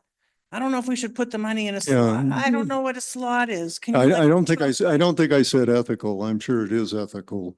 Oh, It's just a question of how city council wants to see it. So we've got finance. If we ever ask for money beyond what we budgeted, we have to go back to city council. City council has to jump through some hoops themselves in order to authorize that money, even though we already have it in the bank. And that turns into a bit of a process. On the other hand, Do you have a separate bank account? we don't have a bank account at You all. said we already have the money in the bank. You just mean it's in the general fund? And it's not in the general fund, it's in the open space fund. Okay, We have no bank account. We don't sign checks. okay. Okay, it's in the open space fund. And even though we have plenty of money there, we have to go back, ask for the city council to go through the hoops to add funds. And that's kind of a big deal to finance. They've got to go back and justify that somehow. Okay, so it ends up being several steps to get that money increased so that we can spend it on whatever we're purchasing, whatever we need to make the purchase on. Do you all know what he's talking about? Can you explain to me? Because I don't know what he's talking about. Yeah. Can you help me? Sure. Open Space has its own fund that was voted on by the citizens back in Oh, 1997. I get that. Yeah, part. okay. The So part it's that an I forget accounting- Is about the, Yeah, it's an accounting issue. So typically, if he's not talking about taking any more money from the general fund and putting it into the open space fund, he's talking about moving money around within the open space fund. So it's really more of an administrative challenge for our finance office to do that sort of thing. So if they've got, say, 200,000 in one fund and they need $210,000. Well, council's already approved the budget that they had set out here. So then they have to go back and get it 10 more thousands from another line, which they've got plenty of money to do that, but they have to just move from one line into another line. That's all. It's just more of an one line accounting. is pre-approved and one line is money that hasn't yet been approved. Is that the distinction? No, all the money has been pre-approved, but if they need more in one of the lines, then they have to take it from another line. They don't get any extra money from their total amount. It doesn't have their total amount on here. So it's almost like they have sub-accounts for the various projects that have Yeah. been funded but not yet conducted or done. Yeah, what he's talking about is just moving money around Okay. within a single account. Thank you, Nancy. Right. Thank you. And that moving that money around has to be approved at some state agency through our finance department. So it ended up being a little bit of, and it has to be justified. So now instead of say $100,000 in this bucket over here to purchase any new opportunities on land, we're putting $200,000 in there. And if we don't spend all of that, it's no matter as far as the accounting agency goes, the state accounting agency goes. If we had to put money in there, then it's something that finance has to go through a justification for.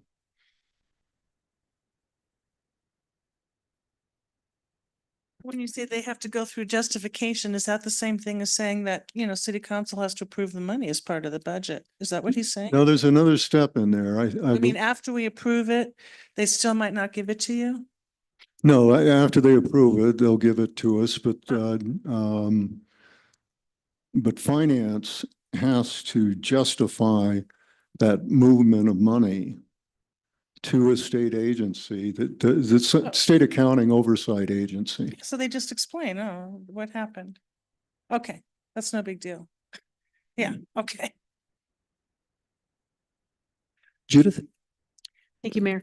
Wow, you've had an incredible year. I just wanted to comment on the line item for the COSA conference. I would love to see more OSAC members go. I know you went and I went and Nancy Wilson went in 2023. I couldn't go this year. I wish I would have been able to, but it was one of the best conferences I've ever attended. And they had some really pertinent information. They had a session on the management of the Manitou Incline, which I thought was really interesting.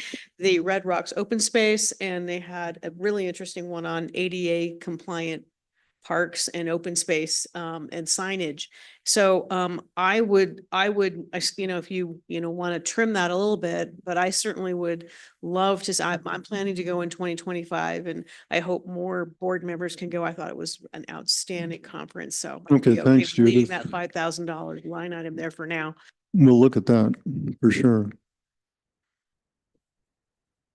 I don't think there's any issue with more than two people going from one of the committees. You mean with regards to sunshine law? Yeah, yeah. Well, as long as you don't discuss, okay, you can go. Okay. Go. Yeah, have fun. All right. Okay, Thanks. Any other comments or questions, council? Tim, I did have a question there. You'd mentioned Larry Rose, and apparently he's responsible for something that has to do with the Bill Bauer. Yeah, trail alignment. okay, I'm just wondering how big a deal that is.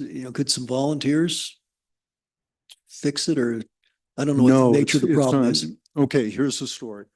So Larry Rose is the person that we bought the initial piece of property from, which is, I think, about 3 or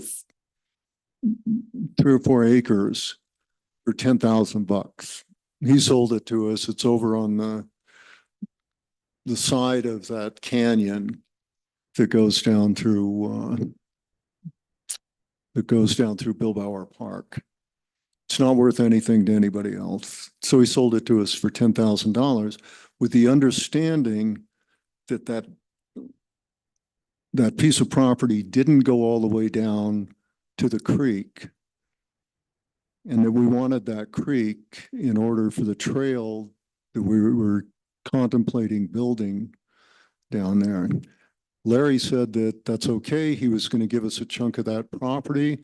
As soon as he got through with the subdivision of his property, of that piece of property that he's going to give us a chunk of, he went to city planning, and city planning said, no, you can't subdivide this property. I think because it wasn't large enough, the flat area wasn't large enough. He's got plenty of land, but there's the flat land to do the subdivision, which wasn't acceptable to them. So that kind of stopped him in his tracks, and his tracks haven't continued since then. And I talk to him every month and say, hey, Larry, how you doing? I'm doing great. No, I haven't done anything, but I will. Okay, I And think that helps. he's always pleasant and positive that we'll get this done at some point. So, Okay, thanks. I think that helps us understand the nature of the problem. Okay, well, good Right. luck. right. Anything else for open space? Great. Tim, thank you very much. Thank you.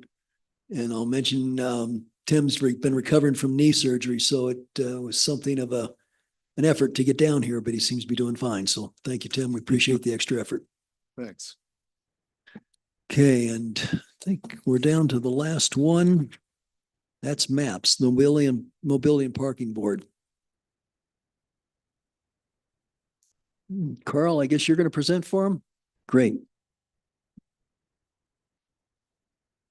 And Juan.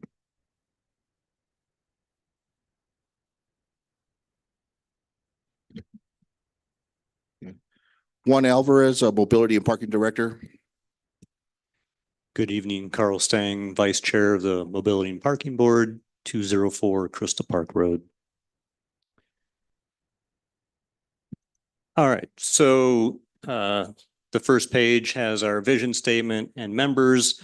I'll paraphrase the goal of the MAP board is to make Manitou Springs a mobile, safe, and convenient Manitou Springs for residents, businesses, and visitors. Next slide, please. So we have our 2024 goals and accomplishments here. There's a number of goals on this page. So the first goal was to provide recommendations for congestion mitigation on Ruxton and Manitou Avenue. We had discussions around these, but we did not make any specific recommendations, obviously, to council. The second goal was to update and streamline the residential parking permit program. We got an initial draft of that done, but that's not complete. So we're going to roll that over to 2025. The third goal was to do analysis on progressive parking, parking field studies, and traffic calming. There was regular monthly updates on that and discussion, but again, there were no recommendations that came out of board meetings to council. Next slide, please. A major focus in 2024 was going through the Jeff Speck Walkable City Rules book. Hopefully you've all have read that. Very interesting book and led to a lot of really good discussion. And so, yeah, we completed that book review and basically we're selecting one item from the book as a goal in 2025 around the community engagement. Additionally, there was,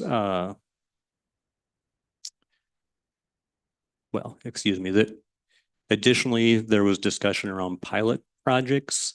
Overall, the MAP board is extremely supportive of pilot projects, and we're looking for opportunities to support staff on trying to implement specific projects in 2025. Next slide, please. The third goal is under the umbrella of the Bikeability Master Plan. Again, we kind of did an outline, but that's going to carry over into 2025. And obviously, a lot of things fold into that, such as exploring the Creek Walk as a mobility corridor, and assessing amenities and facilities and opportunities for improvement within the city.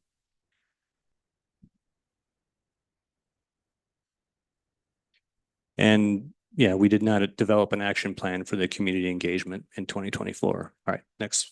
Thank you. Like I think many of the boards, there's been kind of an ongoing action item to have an onboarding manual. Again, there was a draft document started that wasn't completed. So we're going to add that to our 2025 goals as well. Goal 5 was around the tram program. I think there was a lot of really good discussion. The MAP board had input on routes, and as well, MAP board members participated in the public meetings and such, but they weren't there officially as board members.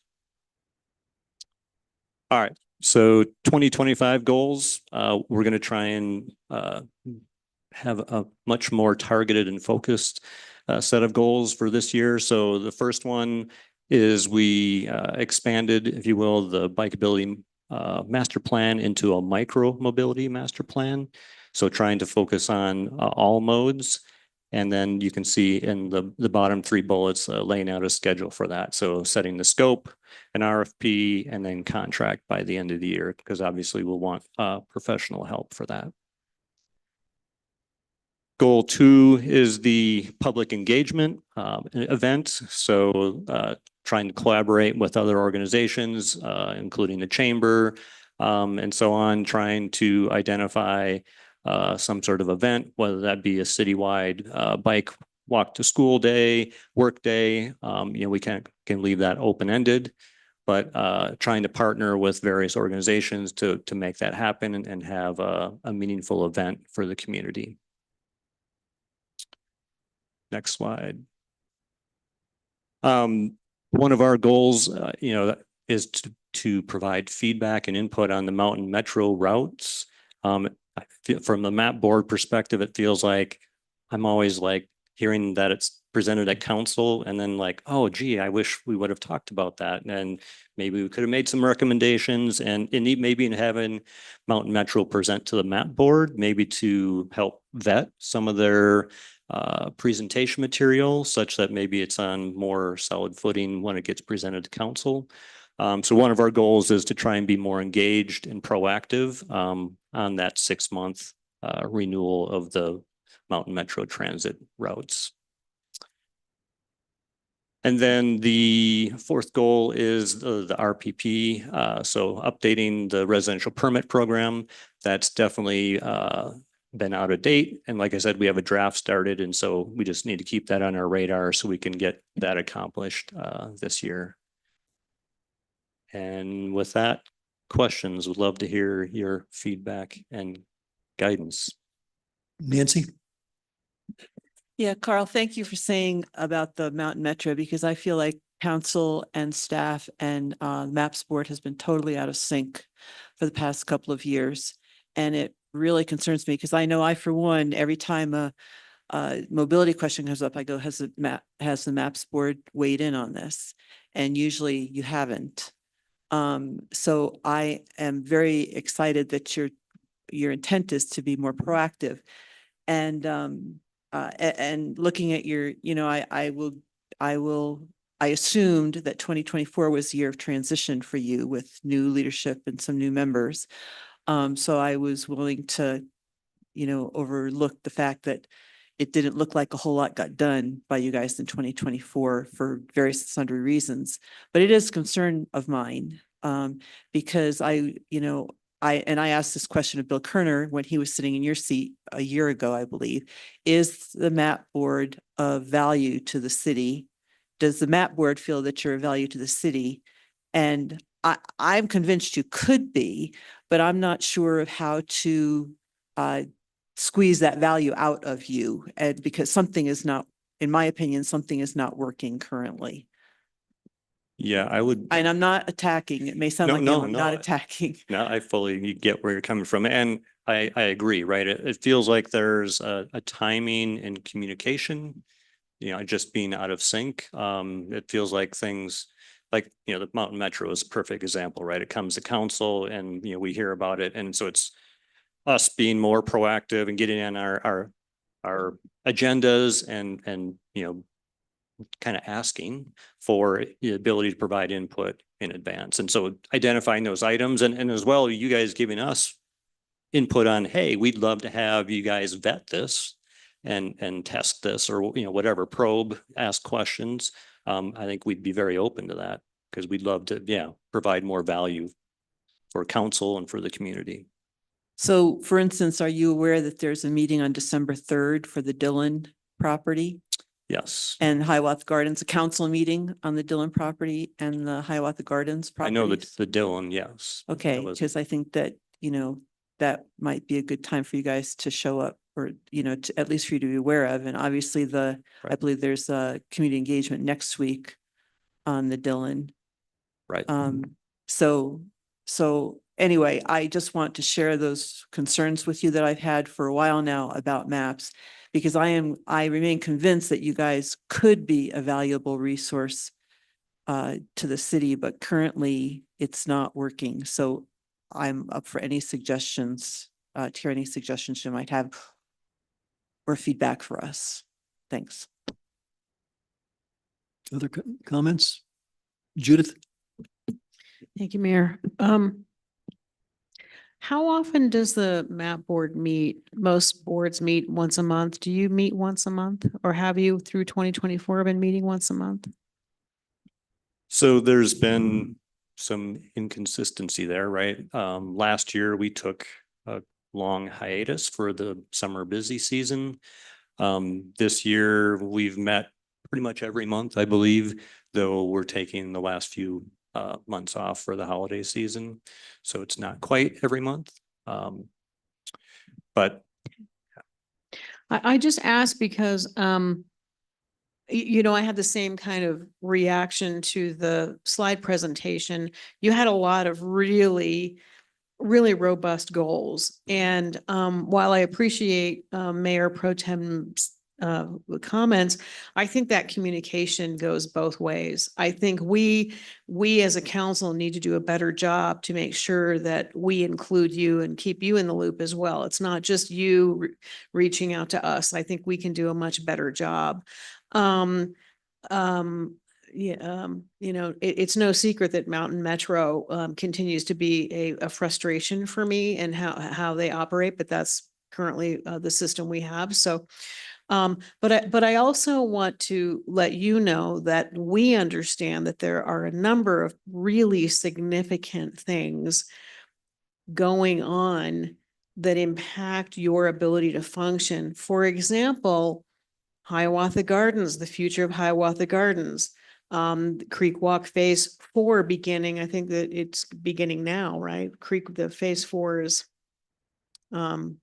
Creek Walk is now, because I know it was going to be right after the coffin races. And then we have Creek Walk Phase 6, and I'm still questioning in my mind, how are we going to connect that all together and, you know, and talk about Creek Walk Phase 5. We also purchased the Dillon and the car wash property, right? Now that's a new project. And then of course we had the trams, which were a great idea, but that you know, it just didn't work out. So lessons learned there. So I guess what I want you to know is, you know, I want to know what kind of support you need from council, because I think this is one of the most important boards with regards to making sure that when the community survey is done and the people come back to us and say, our number one issue for the last 3 years is traffic, parking, and congestion, and how we move people around.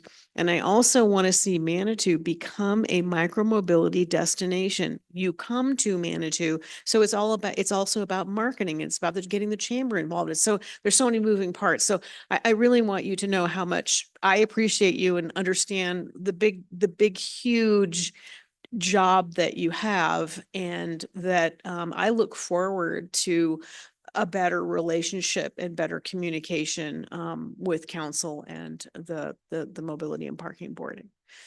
So just wanted to let you know. thank you for that. So if I can address the goal topic. So obviously the goals for this year were very ambitious and we did not achieve them. I pressed to not kind of sweep that under the rug, and because I'm like, hey, this is what we signed up to and here's what we did, and be very honest about that. And hence our goals for this year are smaller and hopefully more achievable.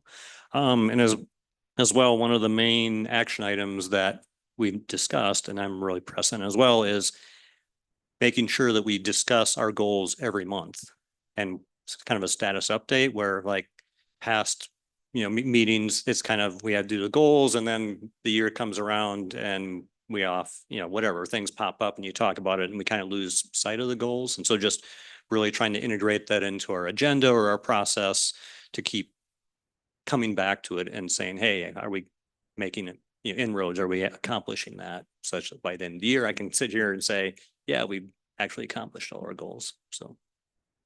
Yeah. Other comments? Julie. Just real briefly to follow up on Judith's comment, I think, as you probably know, the packets for the agenda that City Council gets for a Tuesday night meeting that might come up with Mountain Metro, we'll get that packet on a Friday, and then the meeting is on Tuesday. So there's, very little time to organize. However, Denise and the mayor keep a calendar where they have, tentatively certain items, agenda items coming up. And it seems to me that we could ask Denise to make sure to communicate with your group to let you know, like, it may be that January 10th or whatever, maybe there's a date in February that we're going to review something having to do with Mountain Metro. You should know that months in advance, since she knows it months in advance. Have that in your calendar so that you and your group can come prepared that evening with any recommendations you may have. Because as you mentioned, Mountain Metro, you have to plan everything, like, I don't know if it's 6 months or even a year in advance, but we should, that would be one way that the city could reach out more to your group and not just force you to check the city agenda every Friday and see if you have to pull something together by Tuesday. That's not very realistic. I mean, in my mind, if we had like the perfectly functioning map board and council interaction, I mean, if something was coming to council that was mobility, a presentation coming to council that was mobility focused, that it would go through the map board. And obviously that adds more time to the schedule and there's more complexity in managing that. But again, the ability for, the map board to provide input and to kind of, hey, help polish that presentation such that when it gets presented to council, it's more effective use of your time. And again, being idealistic here, that's the way, in my mind, it would work. But we're not there, right? And so, and we can all do things You have better. access to the same information that the rest of the city does. You can go on the website every Friday night and look and see what the heck is on the agenda for the following Tuesday. I'm simply suggesting that your group would probably benefit from having a little more advanced notice than that. Right. And that we can be and should be more proactive in notifying you, because we have some idea, since the Mountain Metro issue is one where the timing is so crucial. I would imagine that we know months in advance when we're going to have them come back, and we should let you know so that you can put that on your calendar. And that may be one of your goals, is to see if you have any recommendations. Right. Yeah. for I that mean, meeting. obviously we need to be more proactive and pay attention. Mountain Metro, it's every 6 months. And so we can ask, right? And hey, that means that has to be in our agenda, whatever, 2 months in advance, whatever, we should be able to work that out. And so for Mountain Metro Transit, we're going to do that this year, but there's more than just Mountain Metro Transit. There's Dillon and many other things going on, right? That I think, would be worthwhile to discuss. So. Let me check. When's the Mountain Metro briefing? It's December, No, right? we won't have one till April or May next year. You've already approved Mountain Metro for the fall Okay. of keeping 36, and we'll make it, but no, it won't be. And we don't always know those a year in advance. Mountain Metro may call us and say, we can't do this week, but can we do this week, or whatever happens. So as you know, those agendas are pretty nimble. They change hourly as we go forward, but we always try to have a general idea, but no, they will not be coming until April or May next year. Yeah, the typical rule. Sorry, go ahead, Judith. Well, I just wanted to make one comment. I'm very frustrated with the Mountain Metro system, because what's my 5th year on council, and we keep kicking this can down the road. So we haven't made changes. We keep talking about the 36 shuttle route, but basically the routes we have are the same when I came into council in 2020. So I will say to you that, yes, we need to have conversations about this, but we also have to start very much thinking outside the box and thinking, is Mountain Metro the best long-term solution? Should we be kind of, thinking about taking some of more of this stuff in-house? And I know, it's kind of a Maslow's hierarchy thing. You got to get your foundation done. And there's a lot of moving parts that we have to cement down, right? We need to know what's going to happen with the Dillon and what's going to happen with Hiawatha, and, get that creek walk, really, really cemented in our mind. But there's going to be a point at which I think we need to have that conversation. And I just really want the map board to be part of that, and thinking in a visionary way of, hey, have we thought about this, or have we thought about that, or do we want to take this in-house, or what's this going to look like? So we're not just regurgitating the same thing every 6 months either, because I think that we can do better. So just just planting that seed. Yes, great seed to be planted. So pulling in the pilot project discussion, I wanted, kudos to city and the staff for trying the trams. And yeah, they weren't successful, but we learned from that, right? We learned what it would take to staff it. We learned what it would take to operate it. And so we can build on that. And so, hey, pilot projects are, not always going to be successful, but they're good. And so I encourage the city to do more, right? And we have other ideas and would like to, present those and push those. So. Yeah, thank you. And just as a kind of a rough benchmark, as I recall, the Mountain Metro, their seasons are basically April and September, I think. April for the fall, September for the coming winter. Or no, excuse me, they're 6 months ahead. So it's April and fall, or April and September roughly. And as Denise said, it sometimes moves around a little bit, but that's kind of their season. One other thing too is tomorrow, Pikes-Peak Area Council of Governments is going to release a long-range transportation study, and that involves transportation at a number of levels. I mean, from heavy cargo on streets to micromobility and scooters and all that. So maybe that's something that that you guys would be interested in taking a look at. Okay, so I think I can get you a copy of that. So that'd be great. Anything else, council? Carl, I want to say on the other presentations we've had dollar amounts for a budget. I didn't see that on your slides. I didn't know what your ask was. Could you elaborate? So traditionally, the map board has never had a budget.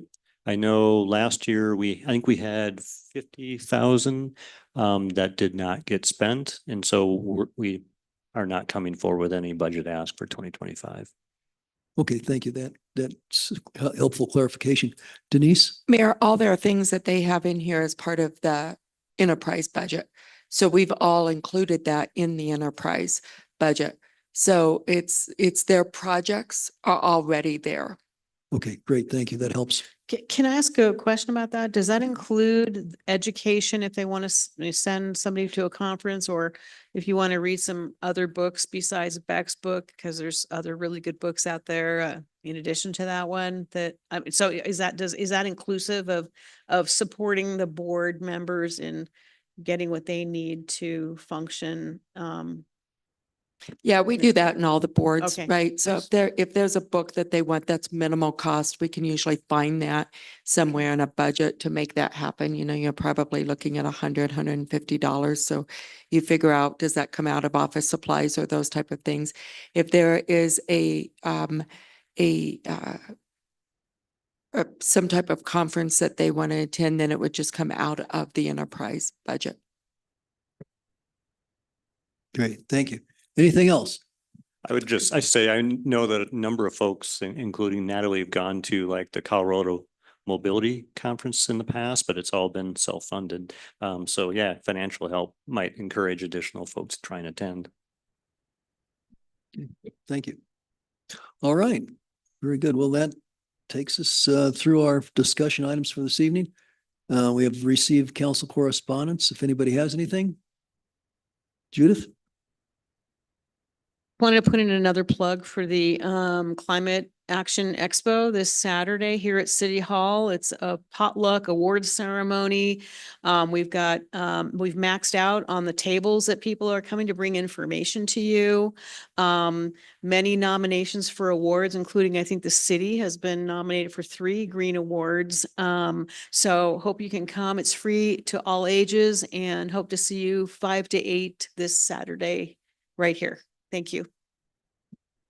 Okay. Anybody else?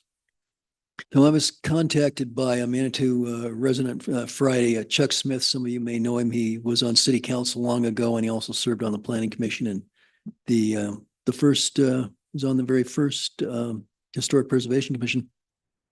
Chuck's a retired architect, and a number of years ago, 20, 25 years, something like that, he had done some work for the bottling plant people. The owner of the bottling plant at that time was a Dr. Kwan. He was a pharmacist.